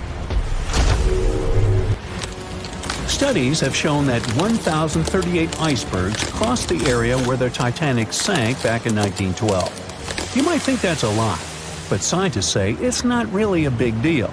I mean, yeah, it's on the higher side, but there have been 14 years with even more iceberg activity since then. Nowadays, the number of icebergs is going up due to the accelerated melting of Greenland's glaciers. And since more ships are heading into polar waters, the chances of ships bumping into icebergs are higher. But the real danger for captains is invisible enemies, called growlers and bergy bits. Growlers are these small icebergs that can be the size of a regular door. And bergy bits are also considered small, measuring around the size of a school bus. These icebergs might seem harmless, but they're actually tricky since they can be completely invisible to radars or satellites. Let's see what happens when a modern cruise ship as big as the Titanic hits one of these small icebergs. Meet the Norwegian Sun, a luxurious cruise ship like Titanic, as it has the capacity to accommodate 2,400 passengers and more than 900 crew members. On July 2022, this cruise ship was on its way to Hubbard Glacier in Alaska when it found itself in the middle of a dense fog. Suddenly, passengers felt an impact and were terrified as the ship experienced a severe jolt. The fog immediately cleared and they realized what had happened. The Norwegian Sun had collided with an iceberg of the growler type. But the outcome was entirely different from Titanic. Thankfully, there were no injuries, and both the passengers and staff reached the Alaskan docks safely. Expert divers checked the condition of the boat, and they discovered that the ship had suffered some damage after the collision, so the rest of the trip was canceled. Now don't stress about packing for your next trip across the Atlantic, because accidents like the one with the Norwegian Sun are really rare. I mean, it's common for ships to encounter ice, but what's unusual is for it to be a problem. Most modern cruise ships wouldn't get physically damaged by an iceberg, and there's a reason for that. You see, the steel used in the Titanic also played a significant role in the disaster. The unsinkable ship, after all, was not so impact resistant. Back then, the Titanic's hull was constructed using around 2,000 steel plates, which are believed to have been produced in an open hearth furnace. As a result, the steel contained a high concentration of phosphorus, oxygen, and sulfur. High levels of these elements make steel brittle at low temperatures, causing it to fail upon impact. While the steel used on the Titanic was of the highest quality available at the time, it wouldn't meet the safety standards of modern ships, and it was approximately 10 times less safe than what today's vessels use. But the most significant difference between the design of the Titanic and a modern ship lies in how the hull is put together. You see, the Titanic was built using over 3 million rivets for its hull and upper deck structure. So, when it struck the iceberg, the rivets started a chain reaction, causing the entire section of the hull to collapse simultaneously, causing an uncontrollable flood of water. In contrast, modern ships use a method called submerged arc welding, which fuses the edges of metal pieces together, creating a strong and continuous bond. This is safer because if any part of the ship gets damaged, the tear doesn't spread, making things worse. The damage remains contained within that section. Okay, so small icebergs are becoming more common, and vessels have been adapted to deal with them. But there's still one more scenario to consider. What if a huge cruise ship hit an iceberg the size of a 5-story building? Imagine we've just created the world's largest cruise ship on the planet. Let's call it the Bright Seaside. Our floating resort is massive, 4 times the size of the Statue of Liberty. It's longer than the Titanic by 318 feet and carries about 3 times more passengers and crew. And just like the Titanic, our fictional ship can cruise at a top speed of around 23 knots. Now, picture this scenario. The Bright Seaside is cruising at full speed in freezing waters. It's the middle of the night, and the captain doesn't realize that all the iceberg detecting equipment on board isn't functioning. It stopped working 3 days ago. It's very foggy out there, and the lookout also fails to spot a 45-foot tall iceberg.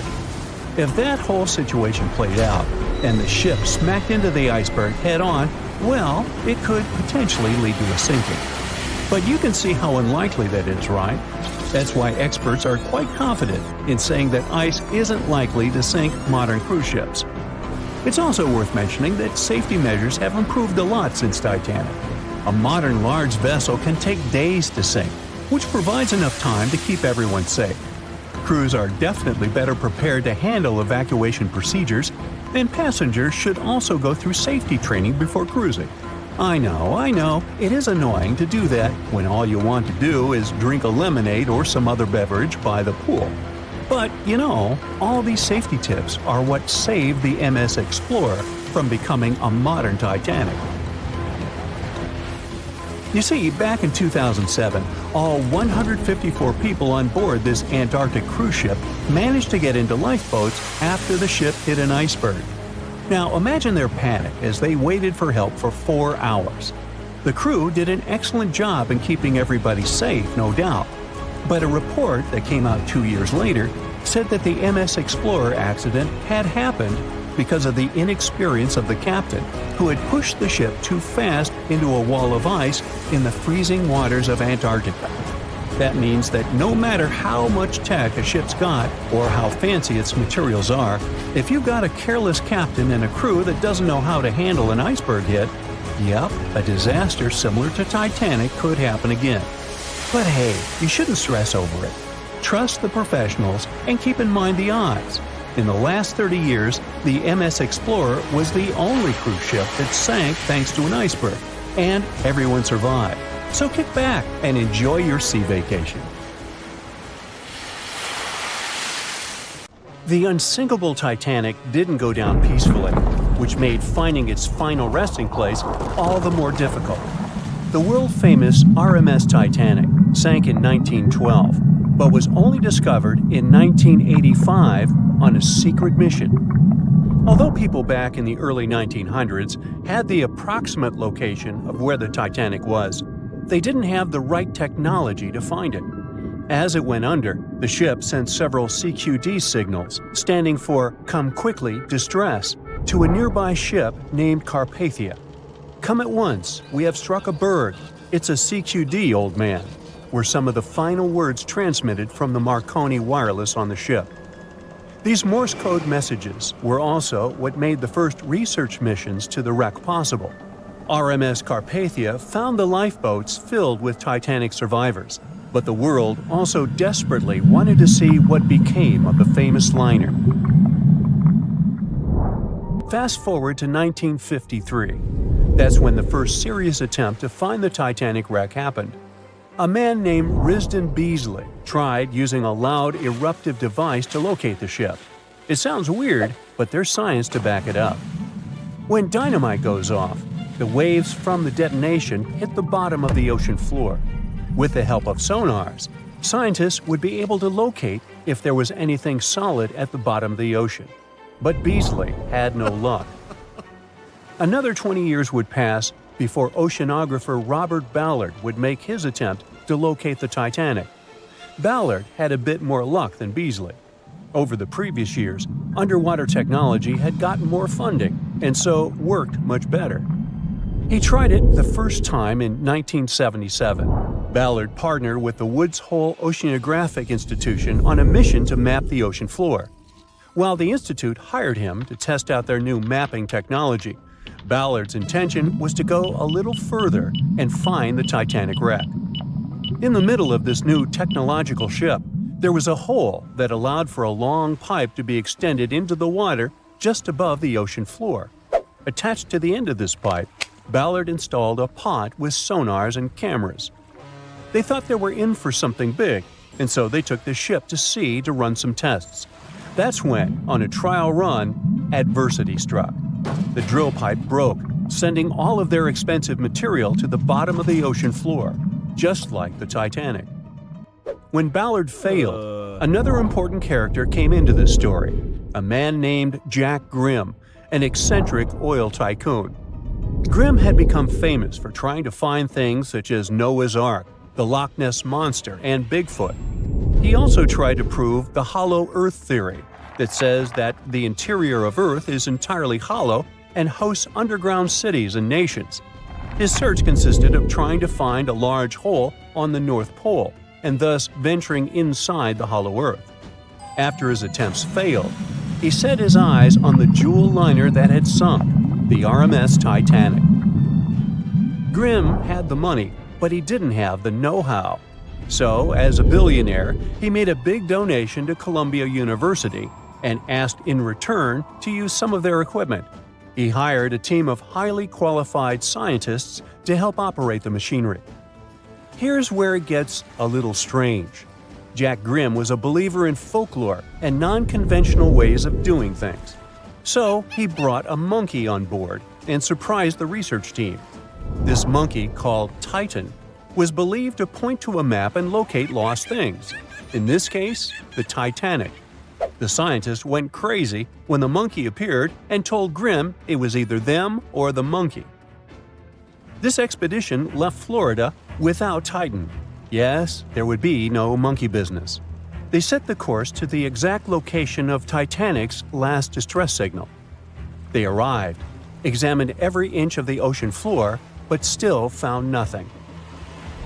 Grimm's first expedition lasted 3 weeks, but unfortunately, they found absolutely nothing.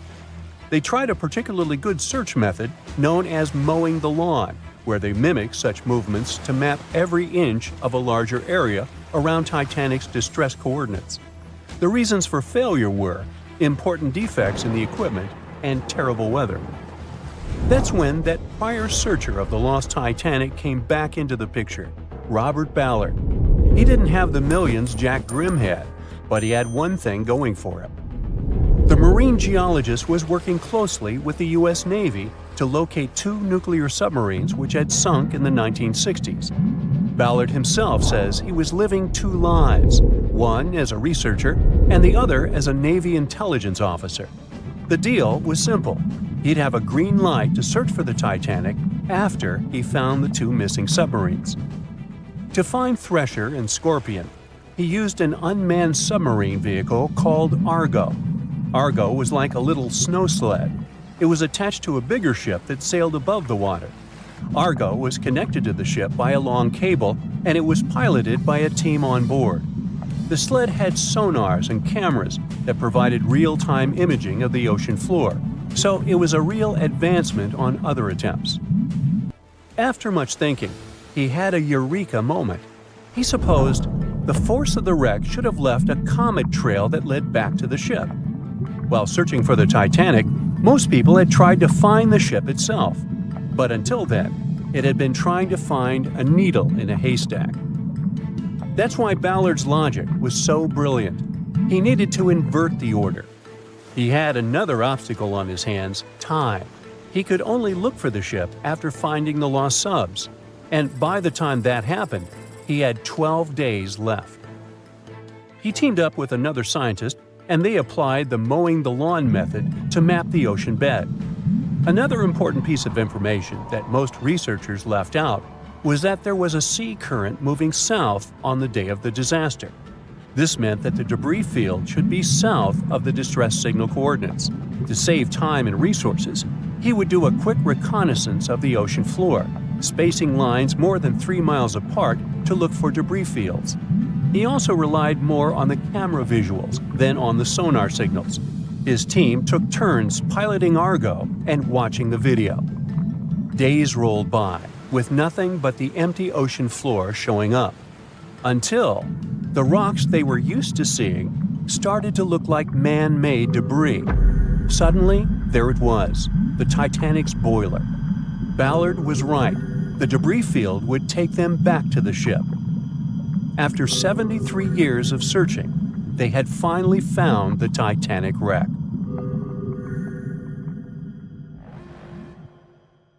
In the Titanic movie, you won't see any fumes above the fourth funnel of the legendary ocean liner, and it's not a mistake. Back in 1911, the year before the Dream ship's departure, large ships would mostly sail with 4 chimneys. They needed those to draw heat and fumes from their massive boilers. The Titanic was a real engineering gem that only needed 3 chimneys to function. So the 4th was added for balance and more impressive looks. The White Star Line thought the public would have been disappointed to see only 3 pipes on the greatest ship of all time. The Titanic's sister ships, the Olympic and the Britannic, also had 1 fake funnel each for the same reason. The dummy chimney wasn't completely useless and served for ventilation. It took out the fumes from the machine spaces in the lower decks and from one of the first-class general rooms. 1 big ventilation funnel, instead of several small ones, helped to declutter the upper decks and left more open space for passengers to enjoy their strolls. When Titanic went down, the funnels, each weighing 60 tons, went down with the rest of the ship. They were made extra tall to make sure the passengers weren't covered in the suit being ejected. Their height and weight let them stay in the upright position. The forward funnel, followed by the others, fell only when the ship went for the final dive. Those chimneys were much lighter than the bow, so they spread among other debris. The light material they were made of flattened once it hit the bottom, and the iron-eating bacteria living deep down took care of it later. The bow of Titanic remained intact when it hit the seabed, but the stern was completely mangled. When the famous ocean liner hit that iceberg, things got really messy. It took the future movie star a whole 2 hours and 40 minutes to submerge completely. The collision let water flood 6 out of 16 watertight compartments. As the water gushed into the starboard side, the ship started to tilt down in the front and a bit to the right. By midnight, the damaged compartments were spilling water into others, and it was chaos because these compartments were only watertight horizontally. Soon enough, water started flooding through the anchor chain holes, and by 2 a.m., the bow was sinking, and the stern's propellers were lifted out of the water. The ship kept flooding until the moment the bow went underwater, and the stern shot up almost 45 degrees. The weight of those massive propellers stressed the ship's midsection. The steel just couldn't handle it and failed. Survivors described that moment as some loud noise, like breaking china or falling gear. That was the Titanic's upper structure giving in.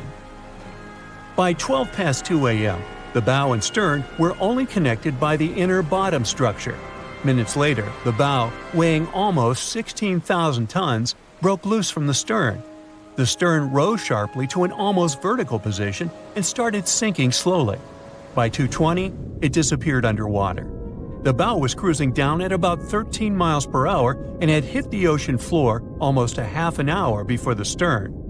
The two parts of the Titanic now lie 2,000 feet apart, pointing in different directions. The bow remained mostly intact, just covered in mud. The stern turned into a tangled wreck because of the implosions it went through during the descent.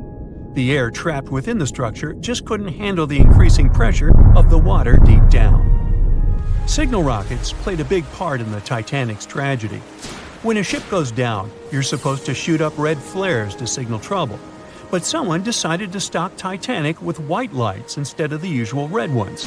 So when the ship smacked into that iceberg, the crew fired off white flares. The SS Californian was passing nearby, and his captain knew the Titanic was in a dangerous iceberg zone. The crew didn't spot the sinking Titanic, but they sure saw those white rockets. The radio between the ships was useless because the Californian's operator switched it off. The captain had a gut feeling something was off, so he flashed a Morse code light signal at Titanic. But he received no reply because the Titanic had already gone underwater. There was another ship, Samson, sailing alongside the Titanic. It had plenty of illegally hunted frozen seal meat from Canadian waters abroad, so it was sailing with lights off to remain unnoticed. When they saw the Titanic's white rockets, they thought it was the Coast Guard and zoomed away. Samson didn't have a radio, so they couldn't find out about the ongoing disaster. The crew got the news about Titanic only when they got to the coast of Iceland the following month. There have been many theories to explain the Titanic tragedy, and one of the recent ones says that there was a fire involved. An Irish journalist went full detective for decades, digging into the mystery, and stumbled upon a game-changer. He came across a photo album that had been hiding from the public for a century after the tragedy. In the pictures, taken at the Harland and Wolff shipyard in Belfast, Northern Ireland, just over a week before the liner sailed, you can clearly see a massive 30-foot black spot on the ship's hull. Maloney researched the photos and eyewitness testimony from the time and claimed that a fire spontaneously broke out inside of one of Titanic's enormous coal bunkers. It was raging for a whole 3 weeks and messed with the metal, critically weakening a crucial segment of the ship's hull. Back then, most ships had just one hull, so it was the only skin the Titanic had. That's why the iceberg managed to punch a hole through the ship so easily. If it hadn't been for the fire, the Titanic might have shrugged off that iceberg collision. The company operating the liner knew about the fire, but they decided to conceal that fact. They didn't want any negative stories in the press as they faced some serious competition in transatlantic voyages. The Titanic was sold out, so they stocked up on coal and made it sail. The moon might have also played a role in the sinking. Our satellite heavily affects tides on the Earth. The closer it is to our planet, the stronger the tides are because of the increasing gravity of the moon. Back in 1912, the moon was so close it made several glaciers in Greenland break apart. Massive chunks of ice that broke off from the glaciers started floating south. The supermoon event came just 6 minutes after a spring tide. During new and full moons, the alignment of the moon, the Earth, and the Sun makes their combined gravity reach its peak. And the day before, our planet had come the closest to the Sun that year, which made the gravity even stronger. This mixture of events created perfect conditions for one of the most powerful tides in history. It created the perfect conditions for the icebergs breaking off from Greenland's glaciers to move freely. Opponents of this theory say that the difference in tidal force wasn't actually that big, and it couldn't have been the main cause of the sinking. The iceberg tore down the side of the ship, leaving a huge opening in the hull. It wasn't a continuous rip, and damage was caused in several places. Some experts believe the ship would have survived the iceberg if it had hit head-on. The Titanic had watertight compartments designed to prevent flooding in case of a collision. Only the first 3 or 4 of these compartments would have been flooded. This could have helped save a lot of lives. Supporters of this theory put the blame for the disaster on First Officer William Murdoch. Huge, fast-moving ships don't just turn in a matter of seconds like a speeding car. It takes minutes. When Murdoch realized the collision was inevitable, he tried dodging left to avoid a direct hit. But despite his efforts, The ship still collided with the iceberg. You know the rest.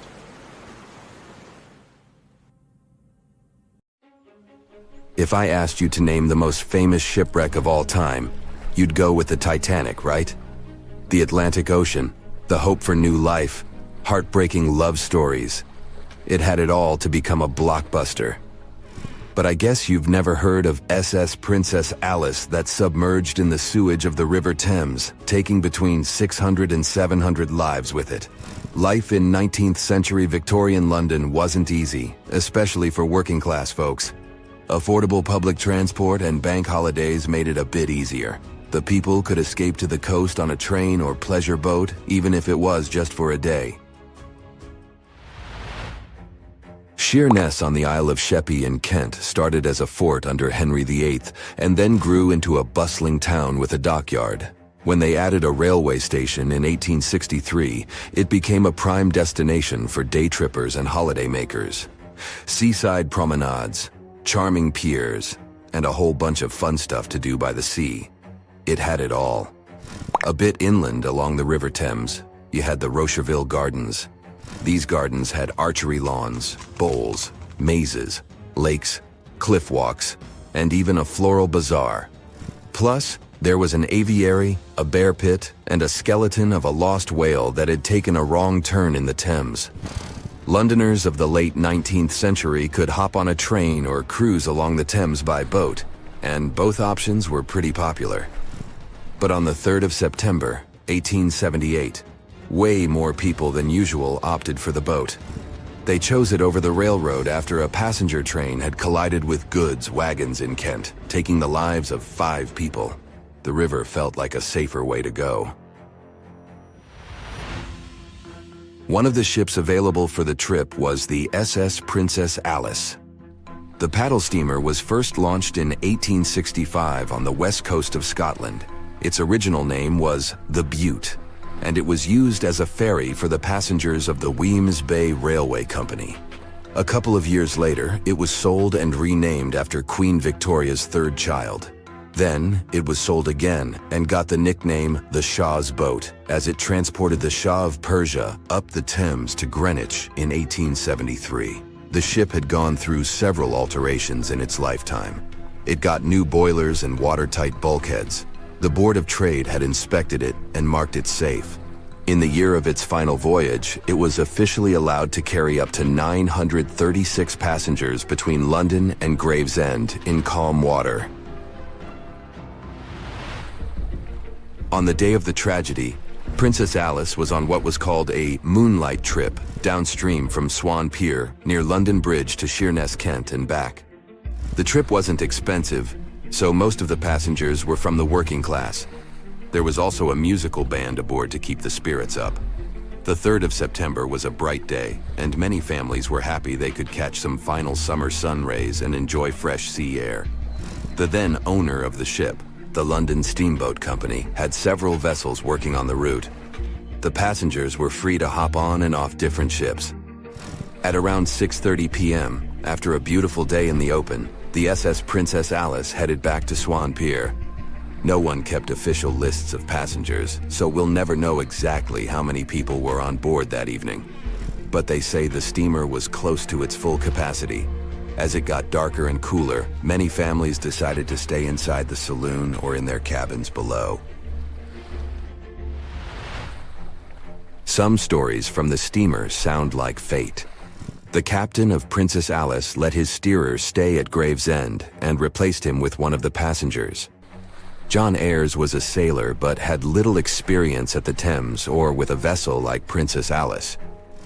Alfred Thomas Merriman, a chef from East London, had been offered to work on the steamer at the last moment. He was 30 years old and a father of 4, so he couldn't say no to extra money. At around 7:40 p.m., he was standing on the deck by the saloon door. By that time, Princess Alice had passed Tripcock Point and entered Galleon's Reach. The passengers could see the North Woolwich Pier in the distance. Many of them planned to disembark at that stop. And that's when Merriman noticed a huge ship carrying coal. It was Bywell Castle. This vessel normally carried coal to Africa, but it had just been repainted at a dry dock. Bywell Castle was going to Newcastle to pick up some coal and transport it to Alexandria, Egypt. The ship's captain, Harrison, wasn't too familiar with these waters, so he called in Christopher Dix, a seasoned Thames River pilot, to lend a hand, even though he didn't have to. The ship had a fancy raised forward part below the deck, and Dix couldn't quite see what was in front of him. So, they had a sailor on lookout duty. As they set sail from Millwall at the speed of 5 knots, 5.7 miles per hour, they tried to stick to the middle of the river, but other boats had other plans.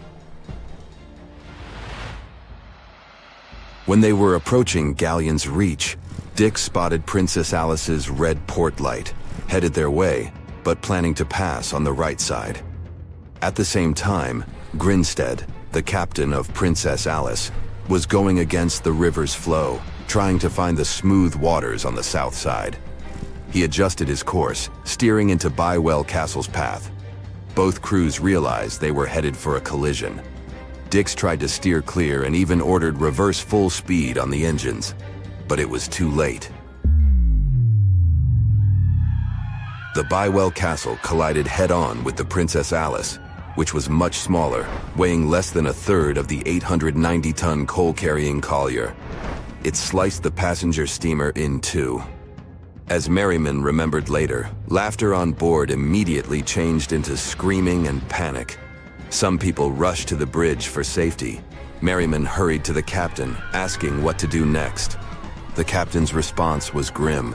"We are sinking fast. Do your best." The ends of the steamer went high into the air, and the middle just sank, taking passengers with it. Those unfortunate ones who were below deck were tragically trapped. The impact caused tons of untreated sewage to gush from outlets near the collision site. The water became a frothy mess of unprocessed waste with a horrible odor. It was potent enough to make even the most resilient sailors retch. Amid the chaos, passengers struggled for life in the contaminated water. They inhaled lungfuls of hazardous waste without knowing. The crew aboard the Bywell Castle sprang into action. They dropped ropes from their deck, urging Princess Alice's passengers to climb aboard. Anything that could float, from planks to barrels, was tossed into the water to serve as flotation devices for those in need. Other members of their team launched a lifeboat, saving 14 people. Nearby boats, moored along the riverbanks, joined the mission, plucking survivors from the water. Many of Princess Alice's passengers didn't know how to swim, and it was even trickier for ladies wearing long, heavy dresses. Merriman was among the lucky ones who could swim. He first held on to a piece of wreckage, and then, when others got to it, swam away and caught onto a rope hanging over the side of the Bywell Castle. They managed to save around 130 people this way. Another survivor was Robert Haynes, who played in the Princess Alice band. He was fond of ships and had noticed the Bywell Castle a couple of minutes before the collision. He chose not to follow the rest of the band, who went downstairs for a break, and that saved his life. Princess Alice's sister ship, Duke of Teck, arrived 10 minutes too late to assist with the rescue efforts. Only 2 people who had been below deck or in the saloon managed to survive the collision. We still don't know the total count of lives taken on that day, but it's somewhere between 650 and 700. And what makes this story even more tragic is that it has been mostly forgotten. Two legendary athletes who shook up the tennis world had the unfortunate luck of meeting on the unsinkable ship Titanic in 1912. Without realizing it, they'd reunite on the tennis court, where they'd be playing against each other. Here's how it all went down, twice. Richard Norris Williams was born in January of 1891 in Geneva. Although he was raised in Switzerland, his parents were American. In fact, he was a distant relative of Benjamin Franklin. In 1912, Williams was just 21 years old and was looking forward to his transatlantic trip to the States after being accepted to study history and geology at Harvard. But before his student life started, he had something else planned. He loved playing tennis and was quite the athlete. So he and his father decided to travel earlier than his mother in order to take part in a few tournaments. Williams and his dad took the train from Geneva to head to Cherbourg, France, where they would board the Titanic. On the way, Williams noticed a familiar face in one of the cars. It was another well-respected tennis player by the name of Carl Bear. The two locked eyes for a moment on the train, not realizing that fate was about to align their lives in an incredible way. Bear was 26 years old at the time. He was born in 1885 in Brooklyn, New York. He had already completed his studies at Yale in law. 2 years before boarding the Titanic, he'd taken the bar exam. But you see, just like Williams, he also loved tennis a little too much. He'd already become famous in the tennis world for representing the United States in the 1907 Davis Cup final. But unfortunately, he lost in the doubles final at Wimbledon that same year. But Bear was boarding the Titanic for a more personal reason than Williams. He'd fallen in love with his sister's friend, Helen Newsom, and was planning to marry her. But it wasn't that easy. Her family wasn't in favor of their relationship at all. Helen was from Ohio, and her parents had decided to take her on a grand European trip to separate the couple. But as soon as Carl found out, he rearranged his business schedule and joined Helen. After the European adventure was over, all of them were going to return to America together on the unsinkable ship. Bear was a first-class passenger and was given the cabin C-148, and Williams and his father were first-class passengers in the shelter deck. The tickets they bought for each suite cost 30 British pounds, and to put that into perspective, that equals $4,060 today. A few days after setting off, tragedy struck when the Titanic hit the iceberg. As the situation became clear, panic set in, and people were hastily instructed to get into the lifeboats. Carl Bear wasn't going to leave the side of his love, Miss Newsom, so he went with her and her parents to lifeboat number 5. Now, there was this priority boarding rule back then, that women and children had to go into the boats first. The last lifeboats, if there were any, would be filled with men. Bear and his companions met Bruce Ismay on the deck, who was the managing director of the White Star Line that owned the Titanic. As soon as he saw them, he advised everyone to get into a lifeboat. This way Bear, who seemed like a muscular guy, could row the boat away with the rest of the gentlemen. Unfortunately, Williams had a more difficult evening. He and his father tried to guide as many passengers as they could into the lifeboats. Since most of them weren't leveled, they had to stand on the edge and help the survivors in. As they lowered the last one into the ocean, they made their way to the captain's bridge. At one point, they stood on the deck and glanced at the small lights in the lifeboats gliding in the distance. They were trying to figure out what to do, but the ship was beginning to sink and one of the giant funnels came off, hurtling towards Williams and his father. Desperately leaping out of the way, Williams plunged into the icy cold water. The funnel hit the water nearby, pushing him out further. He eventually found himself clinging onto one of the lifeboats that had been flipped upside down. It was collapsible A. At some point, Williams managed to climb onto the boat and stand on it. He was wearing a thick fur coat and shoes that he removed as soon as he got out of the water.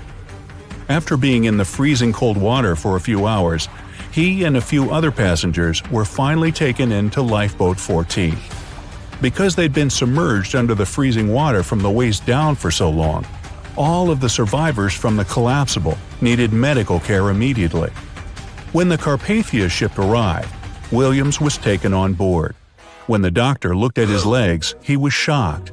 Williams was feeling sharp pains right below his knees, and his legs were a dark purple color.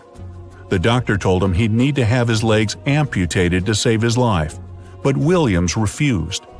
Coincidentally, Carl Bear was on board as well. Luckily, he was okay. He was helping the other survivors. That was when the two tennis legends finally met. Williams said that Bear had shown him great kindness.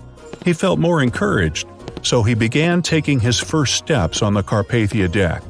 He didn't want his tennis career to be cut short, so he fought through the pain, got up every 2 hours, and walked around to get some circulation going in his legs. As time progressed, so did Williams' health condition.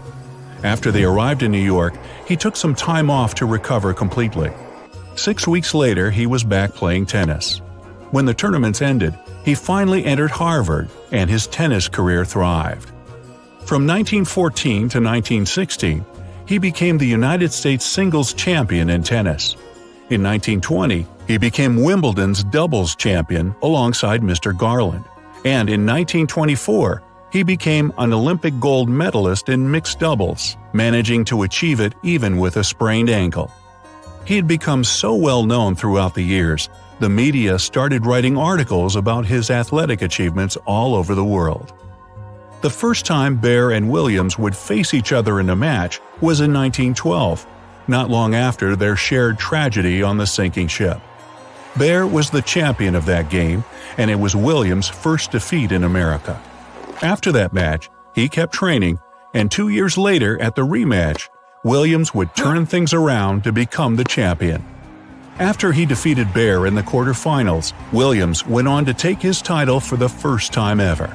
He became one of the best tennis players of his time, winning the Davis Cup 5 times, the Wimbledon doubles, and the U.S. Nationals twice. Both of these legends were given a place in the International Tennis Hall of Fame. While tennis was a huge part of both men's lives, it wasn't the only success they found. After their sports careers were over, they both became remarkable financiers. Bear gave up on his career as a lawyer and became interested in banking. At one point, he became the director of an interchemical company. Interestingly, Williams also followed a similar path. He became an investment banker and was the president of the Historical Society of Pennsylvania. Many years after the incident, 2 books came out sharing the 2 men's stories on the Titanic. Nobody knew about their encounters or their friendship.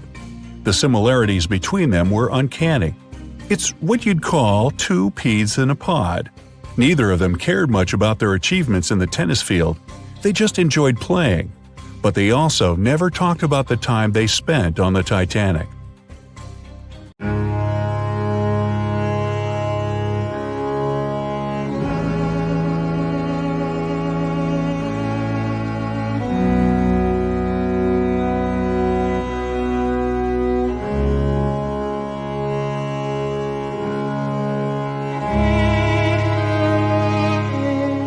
We've lived together for many years. Where you go, I go. These were the words Ida Strauss said to her husband. One of the richest women on the Titanic didn't end up in a lifeboat. Ida chose to stay behind with her beloved Isidore. Moments earlier, she gave her maid a precious gift that probably saved her life. Isidore and Ida Strauss were both born in Germany and emigrated to the United States as kids. They met in New York and got married 5 years later. The couple had 7 children, but luckily, none of them were on the Titanic. Isidore worked for his father's shop in his late teens. Then, he started a china and porcelain business with his brother that grew into the glassware department at Macy's. Eventually, the brothers took over the entire department store and became multi-millionaires. Isidore and Ida were well known in New York for their wealth, charity, and their incredible love and devotion to each other.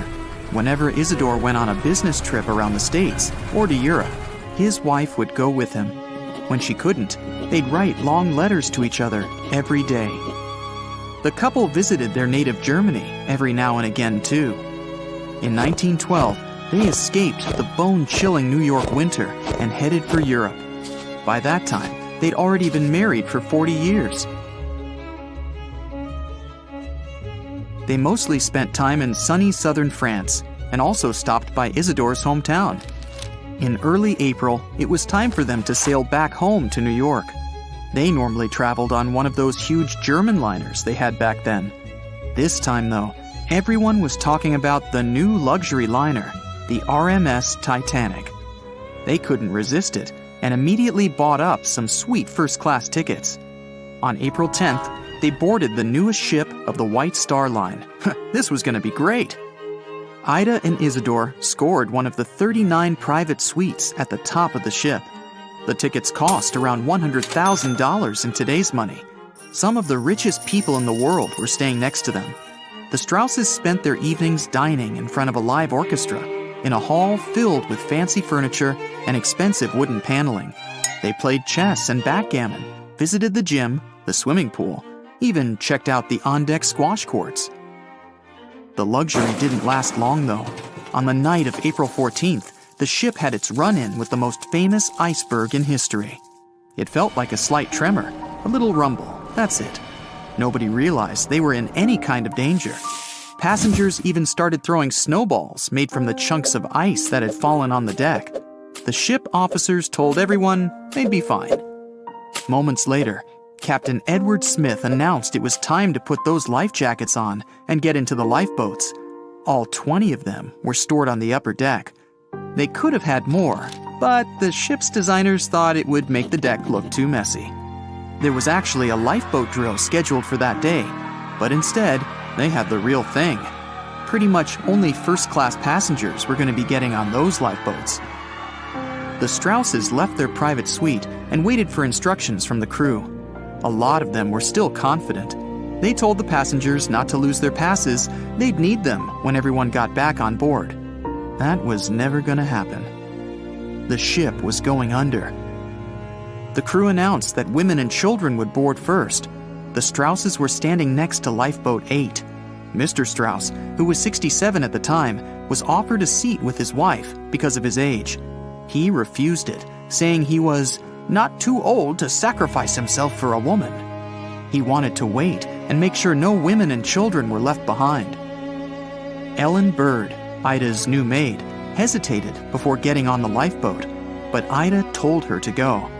There was still room for Ida, and the other first-class women were yelling to her to join them. It took about 10 minutes to load each boat. That's how long Ida had to choose her destiny.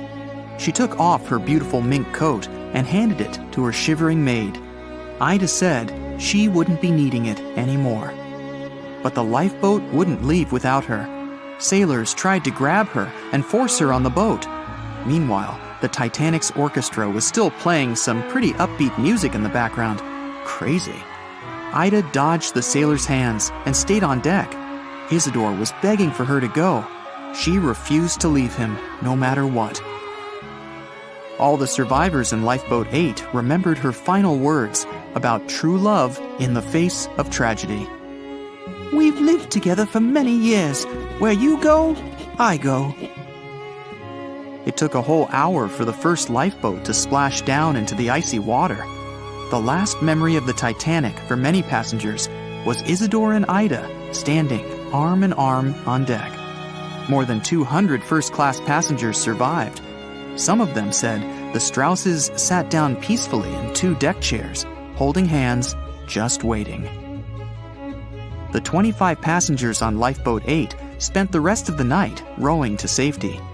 They were chasing what they thought were the lights of a ship. It turned out the rescue boat showed up from the opposite direction.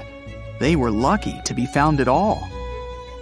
Many of the passengers, including Ellen Bird, shared the story of Ida and Isidore with reporters, saying it was their most important memory from that horrible night. A month later, around 30,000 people went to their memorial service. Even the mayor of New York showed up. No one seemed surprised the couple gave up their lives for others. Ellen Bird tried to give the famous mink coat back to the Strauss family, but they asked her to keep it in memory of Ida.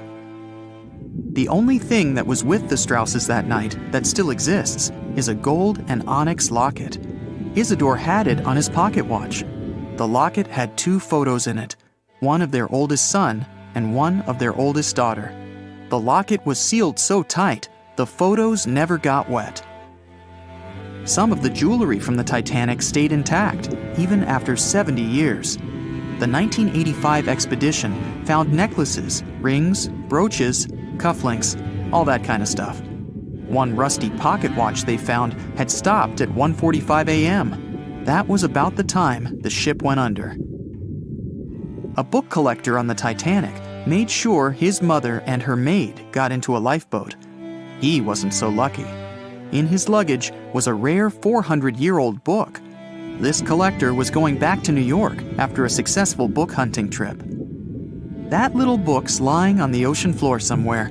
along with the 7 million pieces of mail the Titanic was transporting. One letter was written by a first-class passenger to his mother the day before the Titanic went down. It was the only letter written on board that survived the icy Atlantic. It was found folded up in a notebook inside a pocket. Another first-class passenger was a German-born chemist. He was traveling to New York to start his own perfume shop. All that was left of him was a bag full of perfume samples. As the Titanic was sinking, violinist Wallace Hartley and his orchestra kept playing to the very end. When Hartley realized he wasn't going to make it, he decided to save the most precious thing he had, his violin. He put it in a leather bag so it would float. 10 days later, they found the violin, damaged by water. His fiancée kept it, and years later, it was sold at auction for $1.7 million. It's still one of the most important Titanic artifacts. The 5 grand pianos on board weren't so lucky. They're still down there somewhere. Divers did manage to recover one piece of sheet music, though. It was a song from a Broadway play. It was still readable, even after more than 70 years underwater.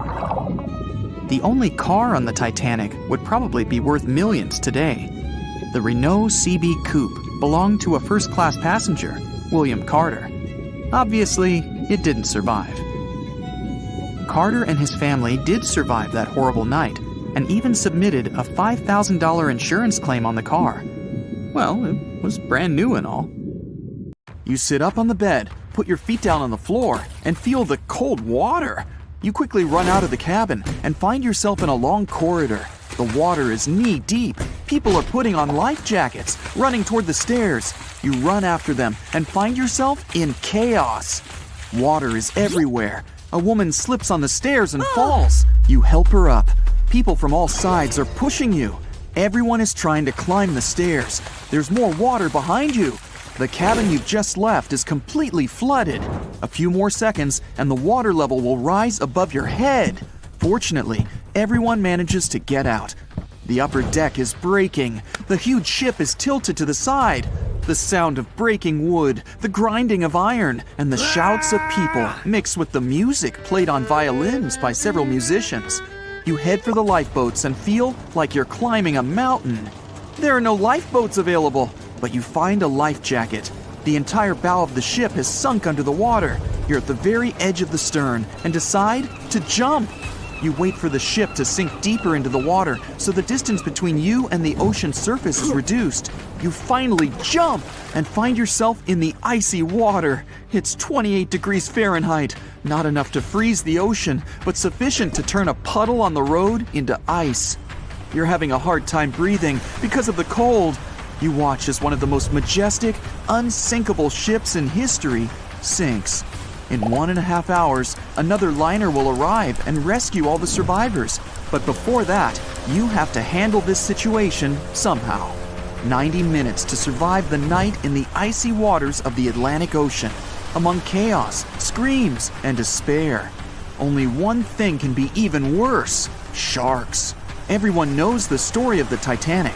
What if the survivors noticed shark fins among the wreckage? Theoretically, it could have happened. Scenario 1. The sounds of the crash and the vibrations in the water could attract great white sharks. They swim in the cold waters of the Atlantic Ocean, where the disaster occurred. They are some of the most dangerous predators on the planet.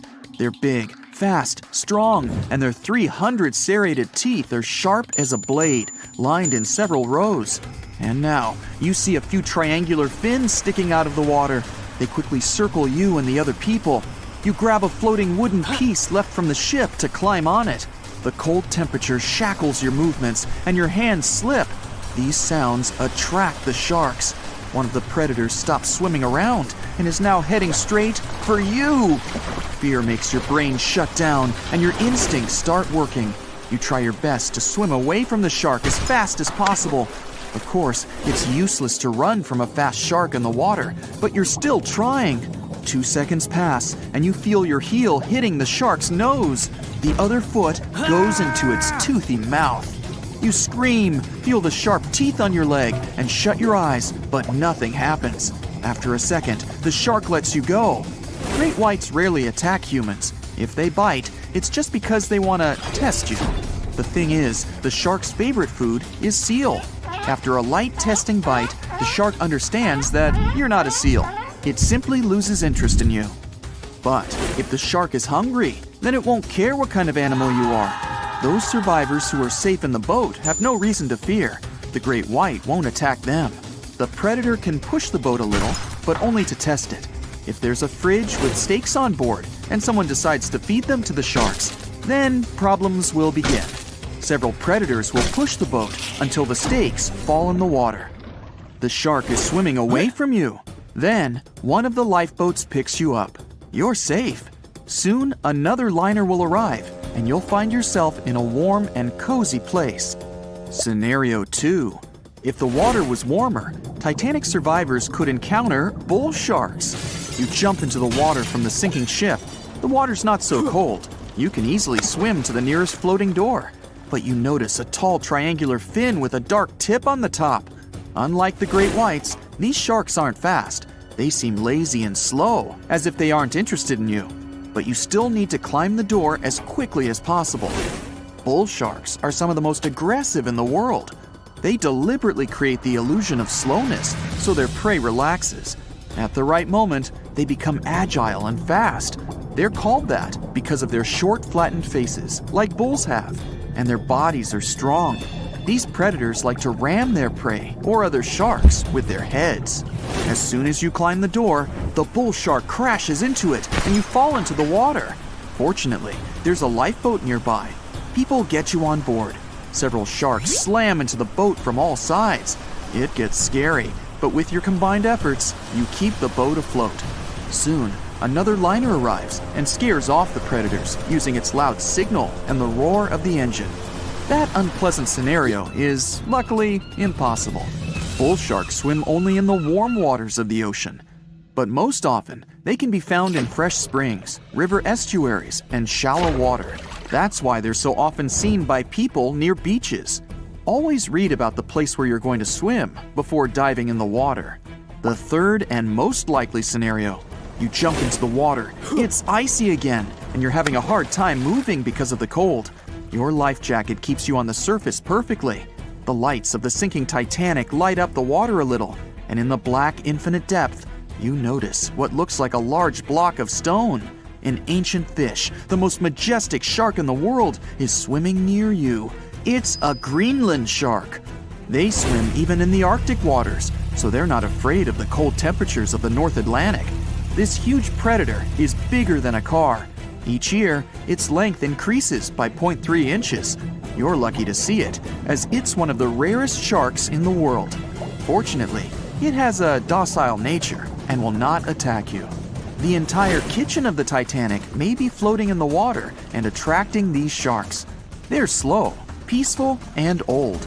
The age of the Greenland shark can reach 400 years. This shark is considered adult 150 years after birth. The one you're currently looking at in 1912 may have witnessed the golden age of pirates with sabers, parrots, and eye patches. Arr! And it's quite possible that the same shark that saw the Titanic disaster is still alive in 2021 and slowly wandering the cold waters of the Atlantic Ocean. In all these scenarios, you manage to escape.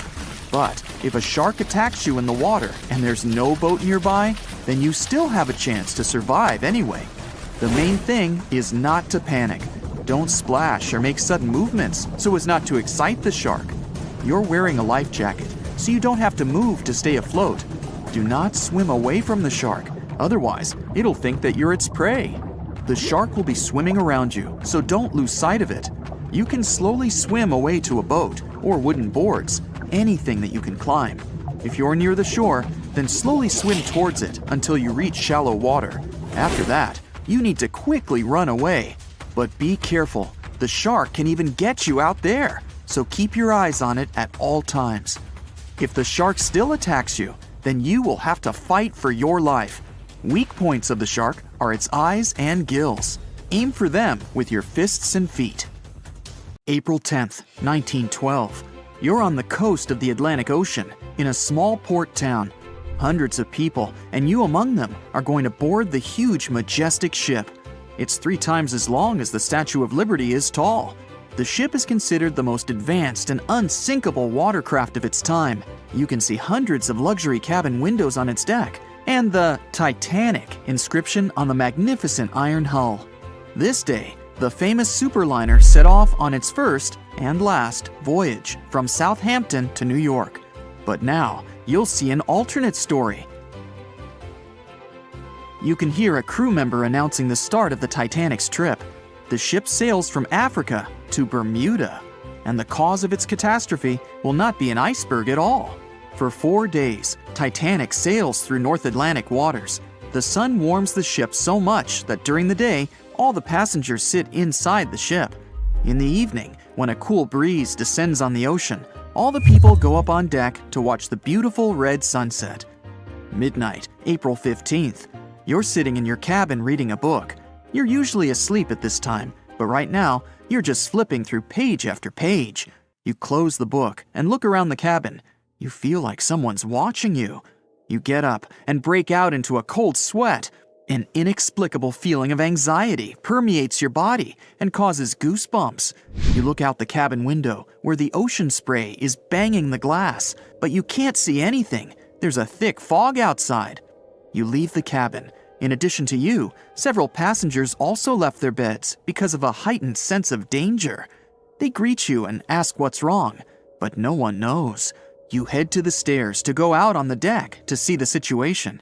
At this point, the floor goes out from under your feet. A strong push makes you fall. A rumble reverberates through the Titanic. You get up and see more and more people going out from their cabins. You run up the stairs and meet a crew member. He doesn't tell you anything, but his eyes are wide with fear. You go up on deck and can hardly see anything. A thick, wet fog has settled over the ship. Several passengers are holding their heads as if they have a headache. You see the captain and ask him what happened. The captain admits that he has no idea where you are. You see a compass in his hand. The arrow turns in different directions. It's impossible to determine where exactly the ship is now. Interestingly, there was no such thing as the Bermuda Triangle before 1964, but the first reports of missing ships in this area date back to the middle of the 19th century. Another push. This time you've managed to stay on your feet. It felt like something big just hit the ship. You run to the railing at the edge of the deck and stare overboard. Through the white fog, you notice a huge shark fin. You haven't seen the full size of the shark, but from what you've seen, it must be as long as a train car. The shark swims away, but after a few seconds, you can see its fin again. It quickly approaches the ship and grabs the iron hull with its huge jaws. The deck is shaking. You can hear the grinding of metal. It seems this huge predator just made a hole in the hull. Only one creature on the planet can do this, the Megalodon. It's an ancient marine predator that measured almost 60 feet in length. Megalodon had no competition in the ocean. It was at the top of the food chain. It's believed the shark disappeared millions of years ago, but the ocean is only 5% explored. Here, it's alive and swimming in the mysterious waters of the Bermuda Triangle. Everyone aboard the ship is panicking. People from the lower decks are running upstairs. The Titanic slowly sinks and tilts to the side. Everyone goes to the lifeboats, but no one dares to get in them while the huge ancient monster is around. The ship's bow submerges under the water. You stand on the left side of the deck and see the Megalodon bite off pieces of the iron hull. You shout to the people in the stern section that the Megalodon is busy and they have time to evacuate. The first rescue boats with passengers go down on the water. Some passengers just jump overboard. Fortunately, the water is much warmer than the place where the Titanic actually sank. You put on a life jacket and jump too. The Megalodon attacks the ship and drags it deeper into the water. The smell of the Titanic's kitchen must have attracted it. You find yourself among the ship's flotsam and lifeboats. The fog's finally rising. The starry sky and the moon illuminate the sea's surface. People help you to climb on board a rescue boat. Everyone tries to sail as far away from the sinking ship as possible. You see the huge shark swimming around the Titanic. At this moment, something distracts it, and the predator goes away. More than half of the ship is already under the surface. The second part looks like a candle sticking out of the water. The ocean is calm, the sky's clear and cloudless, there's no wind. From the side, you see a huge wave growing behind the Titanic. It's about 50 feet high, like a 5-story building. It knocks the ship down as easily as if it was made of paper. The monster wave dissolves in the water as quickly and unexpectedly as it appeared. You've just witnessed a rogue wave. This phenomenon occurs all over the world. Enormous waves suddenly appear, demolish ships, and disappear without a trace. Scientists still can't determine their exact nature, but according to the most popular theory, these waves are formed by kinetic vampirism. Under certain natural conditions, waves accumulate and exchange kinetic energy. Among all the waves out there, there is one vampire wave that absorbs the energy of all the others. When a lot of energy is accumulated, a huge wave grows and splashes it all out. Some believe the frequent disappearance of ships in the Bermuda Triangle occurred because of rogue waves. The people on the boats calm down. Someone sends a flare into the sky. You look at the ocean and see the triangular fin of the Megalodon emerging from the water. It's the size of a sailboat, and it's coming your way. You row the oars as fast as you can. People are screaming and calling for help. There's no chance of escape. The legendary monster is getting closer and closer. The shark's head peeks out from under the surface. It opens its huge maw filled with hundreds of sharp teeth. Each of them is the size of your palm. The boat would fit entirely inside the shark's mouth. It can swallow you whole. The shark stops and closes its mouth at arm's length from the boat. You can see the water bubbling around you. From the ocean depths, several giant tentacles lash out and wrap around the Megalodon. They pull the shark down. You look over the side and see a purple glow with a black circle in the center. Someone on the boat notices it too. People start screaming, "It's looking at us!" a woman shouts. After a second, you get goosebumps, and a shiver runs through your entire body. This purple glow is something's eye, and the black circle is the pupil. The creature that is looking at you right now is so big that the boat seems like a grain of rice to it. It's the Kraken! The giant squid, an ancient monster that sank hundreds of ships, but whose existence has not been proven by anyone yet. Fortunately, the boat you're sitting in is too small to interest the Kraken. You can see its eye moving deeper away. Huge tentacles pull the struggling Megalodon into the depths. An hour passes, and another big superliner arrives at the wreck of the Titanic. All the passengers are rescued. You look back at the calm sea, at the place where the Titanic recently sailed. You climb aboard the rescue ship and promise yourself never to go on a sea voyage again. April 14th, 1912. The Titanic crashed into a huge iceberg and sank. Yep, we've covered that.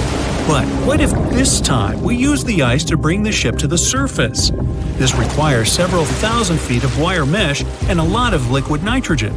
Our goal is to put the Titanic in a huge block of ice that will raise the ship to the surface. Now to do this, you need to wrap the wreck in a wire mesh and cover it with liquid nitrogen. The first problem you face is the inability to wrap the ship completely. You need to somehow lift the ship a little to put the mesh under it. Let's say that by some miracle you manage to do so. Next, you need to transport hundreds of large tanks of liquid nitrogen. You're underwater, opening the tanks, and it's so cold that the icy water of the Atlantic Ocean looks like it's boiling. The nitrogen just sizzles, dissipates, and certainly doesn't create a block of ice around the mesh. Alright, new attempt. Raise the Titanic with the help of huge magnets. For this, you need a large cruiser and some powerful magnets. You attach thick cables to the magnets and lower them to the bottom. Bright projectors illuminate the black ocean depths. Parts of the wreck are visible. The magnets descend lower and cling to the iron hull of the ship. The cruiser pulls the cables and magnets up. Some of them detach from the Titanic as the iron surface is covered with reefs and corals. Some parts of the wreck break away from the ship and rise. The power of the cruiser is not enough. One of the cables is torn. Not only the weight of the individual parts of the Titanic, but also the colossal water pressure interferes with the operation. The sunken ship can't be raised completely, only its small parts. In reality, there has already been an attempt to raise the Titanic in parts. The $5 million operation failed. Nylon slings were attached to a large part of the wreck. The other ends of the slings were connected to the diesel engines. For the entire operation, they used a mini submarine. A piece of the Titanic weighing 21 tons was pulled up, but one of the slings broke because of the strong water pressure. Then, one by one, the other cables began to snap, and a huge piece fell back to the seafloor. By this time, all the participants of the rescue operation had run out of food supplies, and it was far from the nearest shore, so they decided not to make a second attempt. A book was written and a movie was made about how the Titanic was lifted with compressed air. In reality, no one even attempted this operation. To do this, you'd need several hundred large cylinders of compressed air. At first, you install them inside the Titanic's hull and wait for them to pull the ship to the surface. As soon as you lower the cylinders under the water, they immediately float upwards. This greatly complicates the operation. You need to fasten the cylinders with cables and pull them down to the bottom using a powerful submarine, or better yet, several of them. Because of the high pressure, the cylinders might burst. In this case, the blast wave would hit other cylinders and provoke a catastrophe. Too expensive and unsafe. The most expensive and complex plan to raise the Titanic is probably the one where scientists somehow extract hydrogen and oxygen from the ocean water. Then, these extracted elements must fill special containers. Those containers are attached to the ship, and the Titanic would rise to the surface. Even if you extract oxygen and hydrogen from millions of tons of water, the rest of the ocean water will replace it. A machine that will be capable of such filtering should cost billions of dollars. Or you can come up with a chemical element that will use a chain reaction to purify all the water. In this case, the entire world ocean will be left without vital oxygen. Someone once suggested blowing up the Titanic. You'd need to lower several boxes of dynamite to the ocean floor. The boxes must be completely sealed to prevent the dynamite from getting wet. Next, you need to run several miles of wire conducting an electrical current to them. Once all this is done, you sail to a safe distance. Now, you're going to press the button to pass the current through the wire and activate the dynamite. 3, 2, 1, stop! Why would you do this? Even if it works, the wreckage of the Titanic will be scattered in all directions on the seabed. It will be impossible to lift the Titanic from the ocean. Imagine a huge hook that can fetch the Titanic and lift it from the bottom like a fish. This hook must be huge to pick up a sunken ship. Let's say you created it. Next, you're on a huge cruiser, sailing up to the crash site and lowering the hook down like an anchor. It falls right on the Titanic but doesn't cling to it. You need special equipment to attach a bus-sized hook to the Titanic. It would include a huge submarine with mechanical arms. To build such a device and make it work under enormous pressure is already next to impossible. But let's say you finally managed to hook the Titanic. It's then you realize the cruiser doesn't have enough power to lift the ship, weighing more than 50 tons, and the hook that adds about 10 tons more. To complete your task, you'll need a few more cruisers and a few extra $1 million. Once hot wax cools, it hardens and floats on the water surface. What if we deliver it to the ocean floor and pour it inside the Titanic? This may work, given that wax is not an expensive material. So, you melt the wax, pour it into strong tanks, and pull them to the bottom with the help of a submarine. The tanks can withstand enormous pressure, and the submarine has enough power to lower the wax to such a depth. The containers are placed inside the Titanic. Through a remote control, you open the containers, but the wax doesn't pour out. The deeper you go, the colder the water gets. While you were delivering the containers to the ship, the wax was cooling down and getting solid inside. Several containers are pressed against the top of the ship, but it's not enough to lift the Titanic. Other containers simply float away to the surface. And even if the containers were thermostatic and kept hot inside all the time, once released, the wax would solidify in an instant. There would just be no time for it to spread and cover the Titanic from within, so it would just float up as well. Alright, you fill several large and sturdy bags with Vaseline. This substance acts just like wax in the cold. It gets solid and floats. You want to put bags all over the Titanic and just wait for the Vaseline to bring it up. You load the bags into the submarine and descend to the ocean floor. Some parts of the ship can't be reached because of the clinging corals. You decide to unload all the bags in one place, but as soon as you take Vaseline out of the submarine, the bags tear due to the strong pressure. Solid pieces of Vaseline float up, pushed by the water. Mission failed.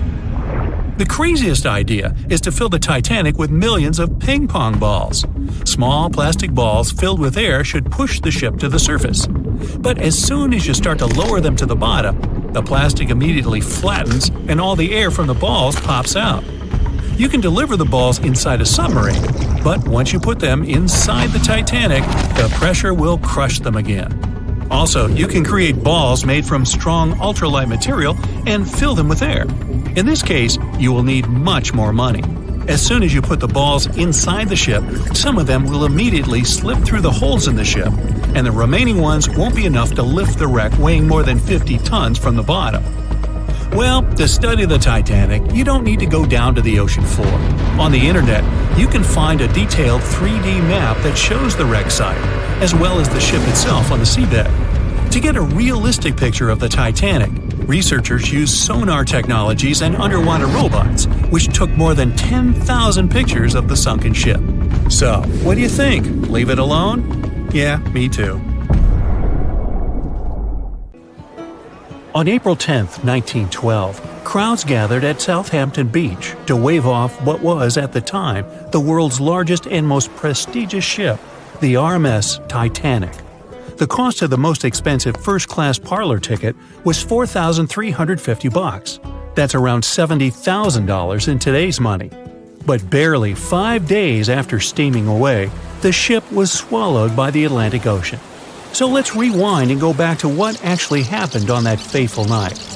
The captain wanted to set a speed record for the ship's maiden voyage and arrive early. The ship was deemed unsinkable, so he went full throttle into the dark Arctic waters. After spotting the 100-foot iceberg, the crew desperately tried to steer the vessel away and avoid the collision, but the Titanic was traveling too fast, and the iceberg tore down the side of the ship, creating a huge opening in the hull. It wasn't a continuous rip, and damage was caused in several places. In total, the damage spanned along an area of around 300 feet. But the ship's designers had prepared for the prospect of a collision and added watertight compartments down each side of the ship to act as a buffer zone. 4 of these compartments could be breached, and the ship would still stay afloat. But because the iceberg tore down the side of the Titanic, it ripped holes in 6 compartments. The compartments didn't extend up the total height of all decks and weren't actually sealed at the top. This is why, when more than 4 were flooded, water reached over the top of the bulkheads and filled the remaining compartments, causing the ship to sink into the ocean. Think of it as water spilling over an ice cube tray. But what if the collision was head-on? Would it still have sunk? Ships are designed with potential crashes in mind, and most vessels have collision bulkheads in the bow. Most of all, it's like your car's bumper or crumple zone. It's a safety feature that can withstand a direct hit. The bow could have taken some of the impact, and some experts have suggested that if it hit head-on, only 2 to 4 of the watertight compartments would have been flooded. So, in theory, the Titanic might not have sunk, and it might have even been able to continue sailing to its final destination at a much slower speed. The force of impact would likely have been huge, though. But although passengers would have been injured by the force, they'd have been able to stay on the ship to wait to be rescued by other ships, rather than being forced into the icy waters of the Atlantic. Still, one of the Titanic's designers, Edward Wilding, suggested that the force of the impact might not have actually been that big. He told the British Inquiry that lots of people scarcely felt the collision, and he believed the ship would not have sunk if it did hit the iceberg head-on. The ship was also designed with remotely operated watertight doors between all compartments, so any floods could have been quickly sorted out.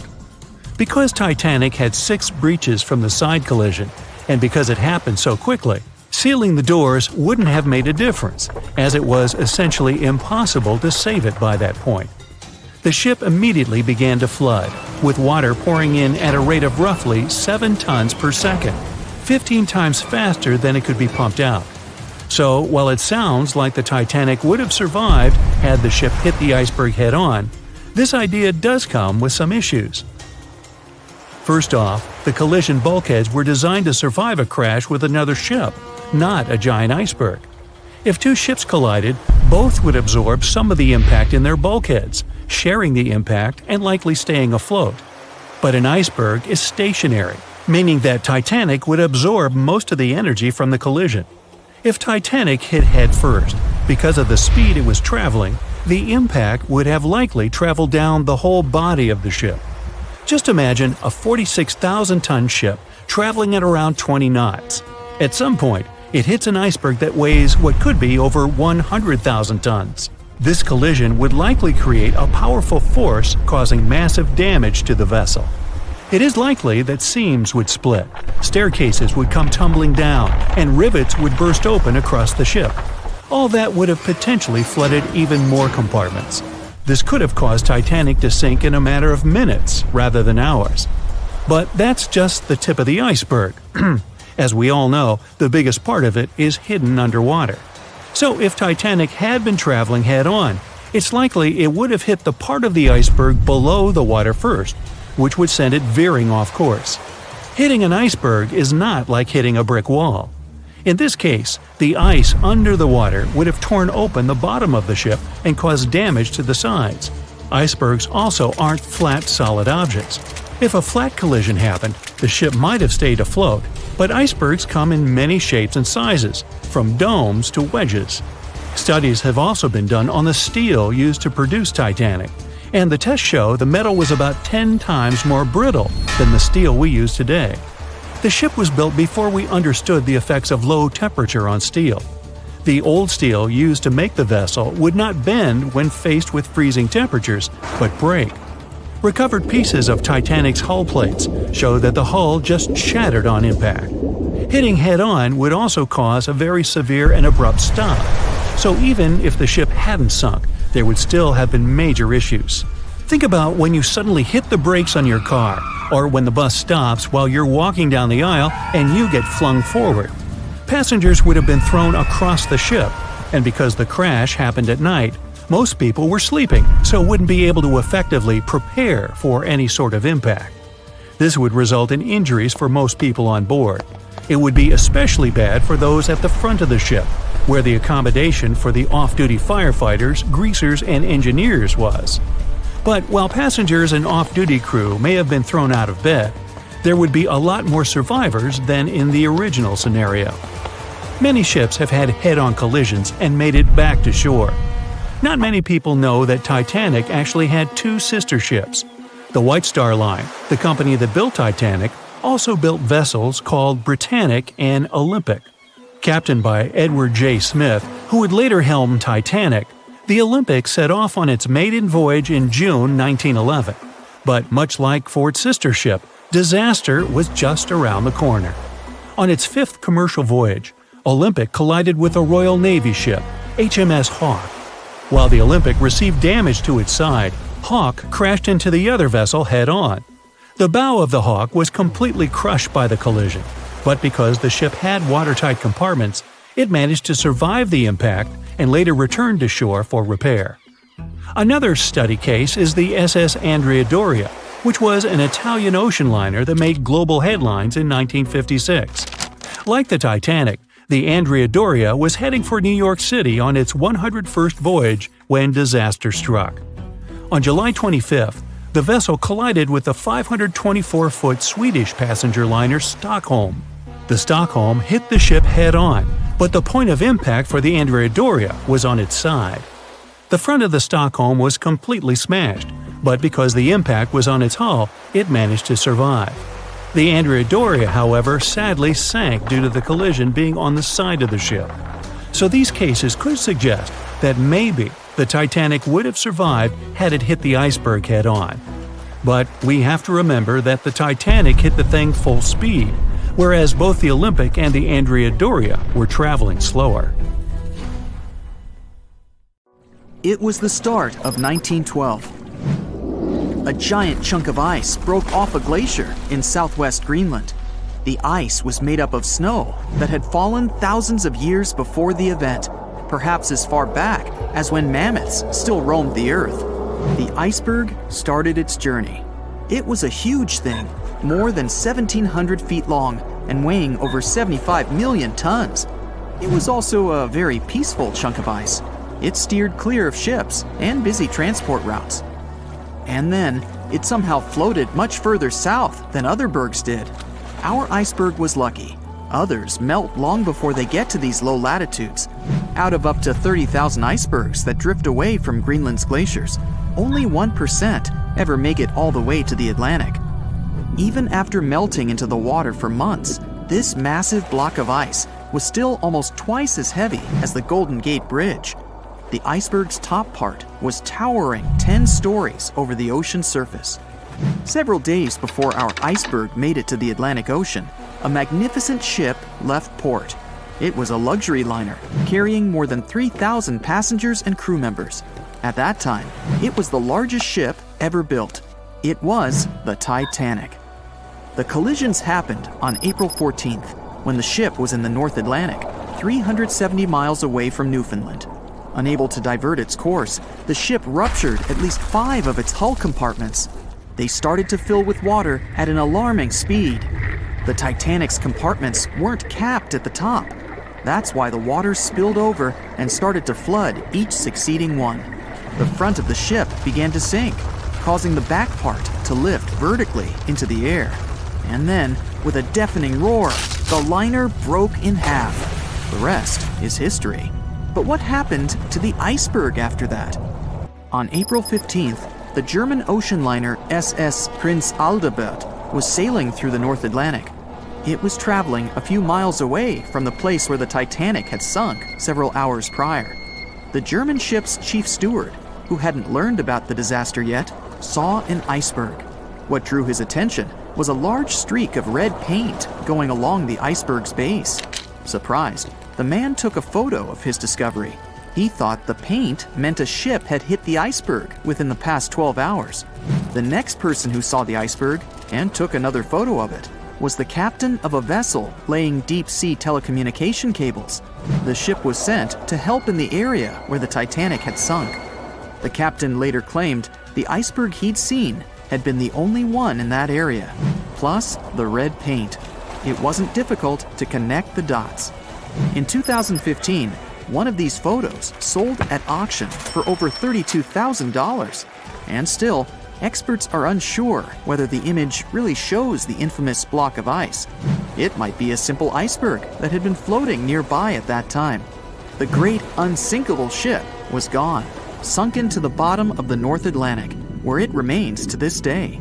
But the iceberg continued on its way, perplexing a few witnesses and slowly melting into the surrounding water. It would vanish completely before the end of the year. At 11:40 p.m., the Titanic made contact with an iceberg in the North Atlantic Ocean. Many artifacts were found and restored, like parts of the ship, jewelry, and dining plates, to name a few. It took approximately 3 hours for the ship to be completely submerged in the remote icy water. The night was cold and very much alive. The orchestra was playing music as they enchanted the guests on board. Everyone was excited to arrive in America. It was still considered an amazing feat for a ship to cross the Atlantic back in 1912. But as the day went ahead, there was an atmosphere of impending doom for the captain and his crew. No one else felt it, though. It seemed to them nothing could possibly go wrong, and this would just be another regular night. To them, the Titanic was unsinkable.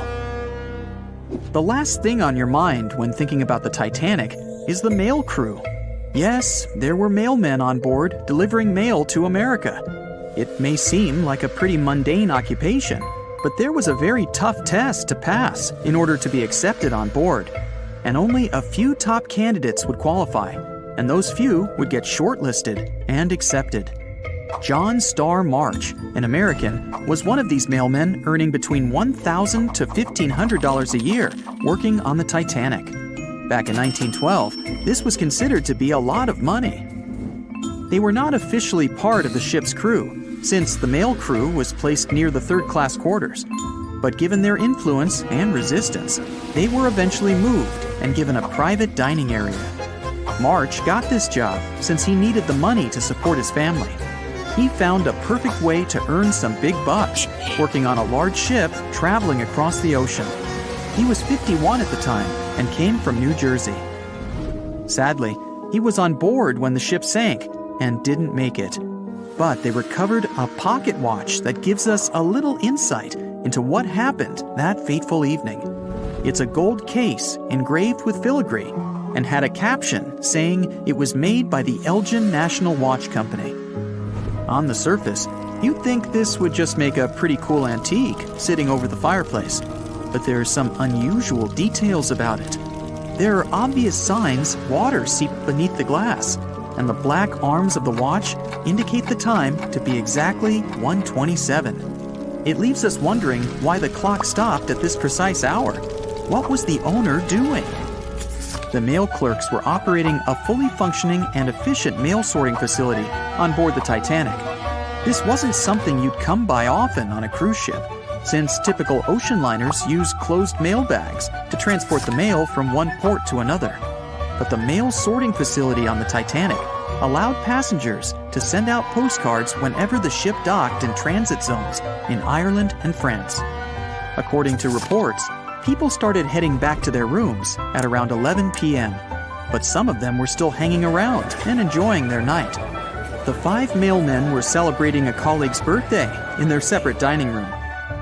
5 minutes before impact, crew members spotted the iceberg and rang the bell 3 times as a warning that something was ahead of the ship.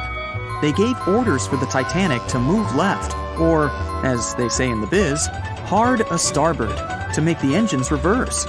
It was not enough to avoid the great impact. At 11:40 p.m., the Titanic struck the iceberg, and disaster erupted on the inside. Not just water seeping in and ultimately sinking the ship, but panic and chaos among the passengers and crew members.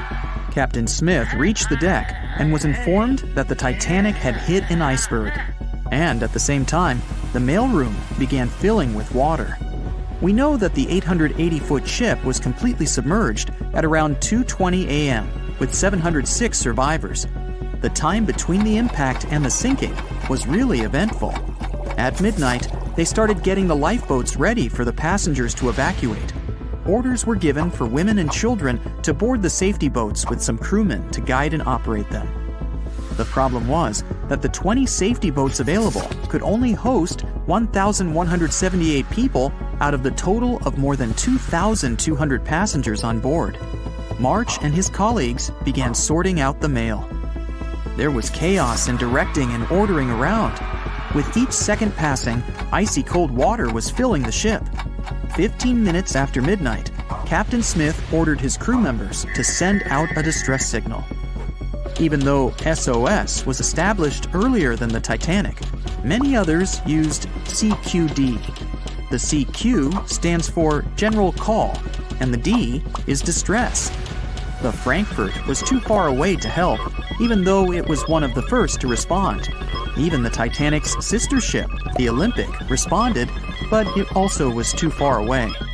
At 12:20 a.m., the Carpathia received the urgent message and redirected from its original course to help them out, even though they were 58 nautical miles away.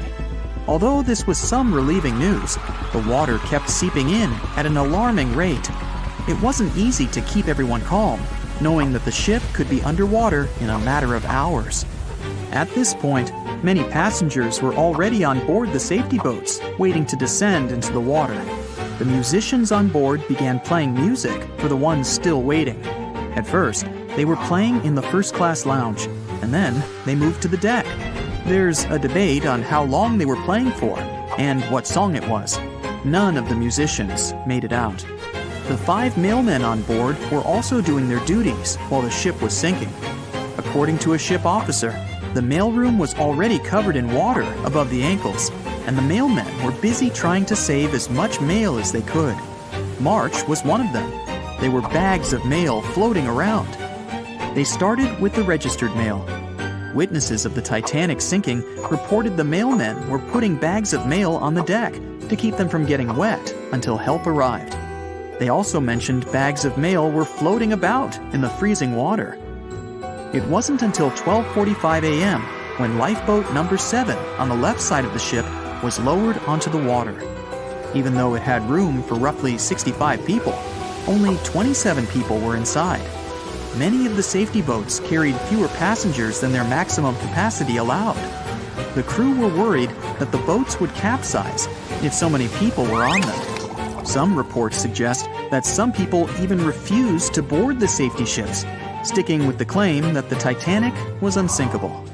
At the same time, they fired up one of the 8 distress rockets in the air, but it didn't get them any help. At 12:55 a.m., the second and third safety boats were descended to the waters with 2 male passengers jumping on board. 5 minutes later, another safety boat was lowered with around 39 people. At this point, water entered the base of the grand staircase. In the next 20 minutes, more safety boats were lowered, most of them underloaded. Still no help. The Carpathia was still on the way. Panic was growing, and tensions were rising. There was a lot of anger for people being left behind. At around 1:30 a.m., things were getting out of control. The organized boarding of passengers to the safety boats stopped. March's watch stopped 3 minutes earlier, which could mean he was part of the scuffle between crew members and passengers. It took 3 hours for the Carpathia to arrive. March wasn't among the survivors. His watch proved to be one of the essential findings lost in the wreckage of the Titanic. It was eventually returned to March's 2 daughters, and now it's in one of the collections of the National Postal Museum. March was a man who did what he had to do in the worst circumstances. Time was a precious commodity for the people on board the ship, and this watch proved valuable to learn more about the tragic yet inspiring stories of the Titanic. On the night of April 14th to 15th, 1912, the most modern and unsinkable ship collided with an iceberg and sunk. And it was incredibly scary. Just imagine a huge cruise ship, several times the size of the Statue of Liberty, crashing into a massive chunk of ice and sinking. It's dark and cold. All you can hear is the rumbling and grinding of breaking metal and wood. All that surrounds you is the icy waters of the endless Atlantic Ocean. There's almost no connection with the outside world. There are no phones or internet. Nobody else on the whole planet knows that the ship is sinking. It's a real nightmare.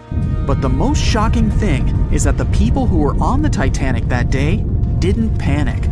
They were calm, maybe a little worried, but there was no fear on their faces. To understand why they weren't afraid during one of the biggest disasters of the 20th century, you need to see what was going on through their eyes. So, you're a passenger on the infamous ocean liner. Your cabin is located on one of the top decks of the ship. You've just had a great time with your friends at dinner. Now musicians are playing a beautiful melody. Waiters are serving dessert.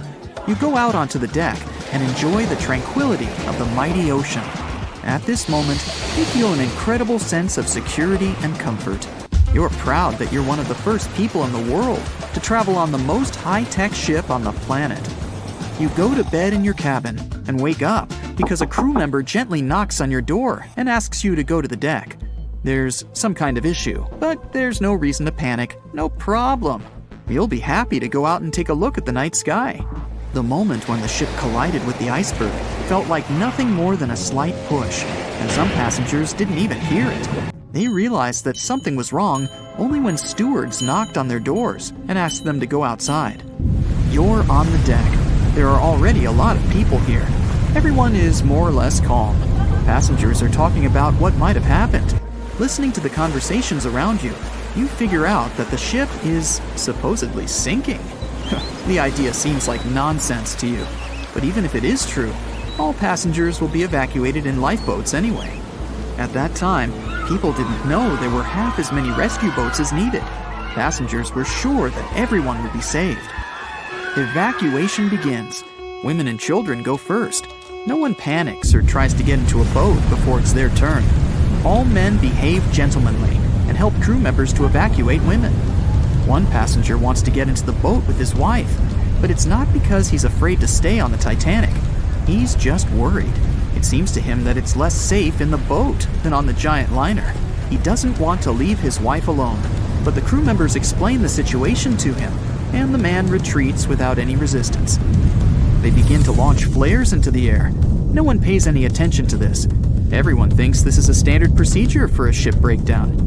If there had been many experienced travelers on board, they would have understood the flares were fired because the ship was in distress. Perhaps then, people would have started panicking, but most of the passengers simply didn't notice it. The boats are lowered one by one. People are watching the evacuation, patiently waiting for their turn. There is no pushing or crowding. Nobody is screaming. The actions of the crew help the passengers to remain calm. They deliberately downplay the severity of the situation to prevent panic. Someone says the boats are launched simply as a precaution. Also, the crew members claim that a rescue ship is heading for the Titanic and is just a few miles away. Some passengers say they see the lights of another ship. The people who are already sitting in the boats want to stay closer to the Titanic, since this way they'll feel safer. Many passengers simply don't want to believe that something serious is happening. Even when they're told the ship is sinking, they refuse to admit it. How is it possible that the unsinkable ship can sink? But this is how the human mind works. In extreme situations, it refuses to believe that something bad is going to happen now. You don't even want to think about it. One of the passengers says that it seems to her that the danger is exaggerated. She claims that all people will return to the Titanic at any moment. Some passengers are afraid, and still, they don't want to leave the ship. Warm cabins and the safest ship in the world are here. The alternative is the ice-cold ocean and small, unstable rescue boats. Someone refuses to leave the ship because they can't find their baggage. Some passengers carry all their belongings with them. They don't want to leave them on the sinking ship. There are many immigrants on board, and some of them don't even understand English. The crew members can't explain to them what's happening. These passengers misunderstand stewards' instructions during the evacuation. They can't figure out the inscriptions on the evacuation signs. Many passengers are sure there's been some kind of breakdown in the engine compartment. The problem will be solved soon, and the Titanic will continue its journey. People only start to realize that the ship is going down when it begins tilting forward, and its rear part starts rising above the water. That's when those around you start panicking. Some jump into the water, others climb into the lifeboats without waiting in line. But in general, there's no chaos and hysteria. And this is despite the fact that there are about 1,500 people on the ship. Scientists claim that some of them never even left their cabins. Those people refused to leave their stuff behind and didn't believe that something serious had happened. During the evacuation, the orchestra is playing. This helps people to keep their cool. They hear music, and it seems to them that everything will be fine. The music keeps playing on the Titanic almost until the very end. At about 2:05 a.m., the crew lowers the last boat with passengers. 15 minutes later, the ship goes underwater. Even after the tragedy, the surviving passengers can't really understand what's happened to them. They remember boarding the boats and moving away from the huge vessel, and they won't forget seeing it go under the water. But even after a while, they still can't realize what a terrible catastrophe they've just experienced. Sometime later, people began to write books about those fateful events. They made documentaries and feature films. The news about the Titanic was in every newspaper. It spread all over the world. In any description of that day, the tragedy looks like a terrible disaster. But those who were there admit they didn't feel all-consuming dread. They just couldn't believe what was happening that day. The tragedy of the Titanic might seem more terrible for people who heard about it than for people who experienced it. Many people around the world refused to go on board large ocean liners after the catastrophe. They were afraid of what could happen to them. At the same time, a lot of passengers who survived on the Titanic continued to travel by other ships. There was a woman who survived 3 shipwrecks, including the Titanic, and she still continued traveling. And what if people tried to raise the Titanic from the sea floor? This happened many years after the shipwreck. Then, the $5 million operation failed. Nylon slings were attached to a large part of the sunken ship. The other ends of the slings were connected to diesel engines. For the entire operation, a mini-submarine was used. A piece of the Titanic, weighing 21 tons, was being pulled up when one of the slings tore. And then, one by one, the other cables began to snap too. The huge piece of the ship fell back to the seafloor. By that time, the participants of the rescue operation had run out of food supplies. And since the nearest shore was quite far away, they decided not to give it another try. April 14, 1912. A cold evening somewhere in the North Atlantic. On board the most modern and unsinkable ship, the Titanic, a dinner is held. Two well-dressed men are sitting at one of the tables.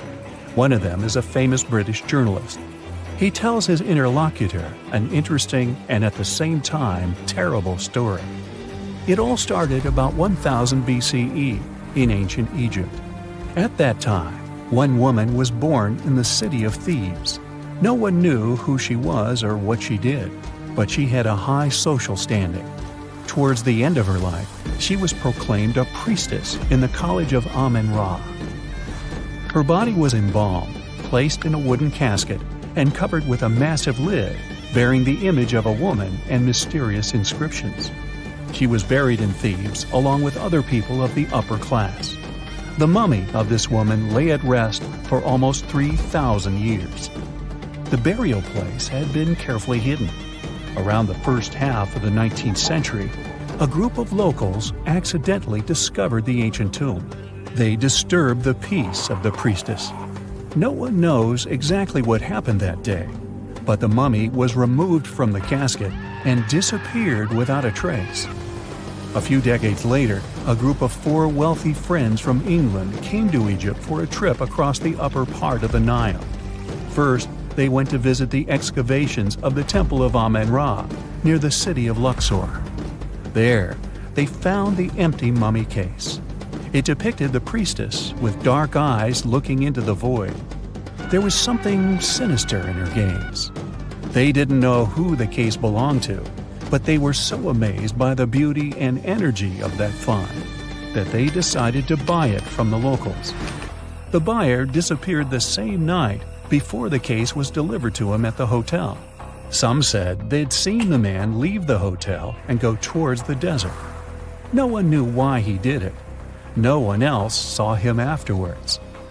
Another man from the same group took the casket. During their return home, one of the friends was seriously injured. After arriving in London, the new case owner discovered the bank where all his money was placed had gone bankrupt. In one day, the man turned from a wealthy businessman into a beggar. A third friend also experienced the sinister influence of the ancient find. He lost his health, job, and eventually even his life in an accident shortly after returning to London. Before going bankrupt, the owner gave the ancient casket to his sister who lived in London. One of the friends of this woman came into the room, saw the Egyptian artifact, and immediately felt the dangerous energy emanating from it. Then the owner's sister gave the case to a famous photographer. He took some photos and was horrified. According to his words, he saw a real priestess with a human face in the photos. She looked at him with an ominous, icy gaze. No one except the photographer touched the film of the camera. No one changed the photo. Shortly after, the photographer mysteriously went missing. From that point, the story becomes vague. According to one version, the owner's sister gave the artifact to the British Museum. The man who transported the case passed away soon after, and his assistant got into a terrible accident. Another version says that the item from the Egyptian tomb was bought by a rich businessman.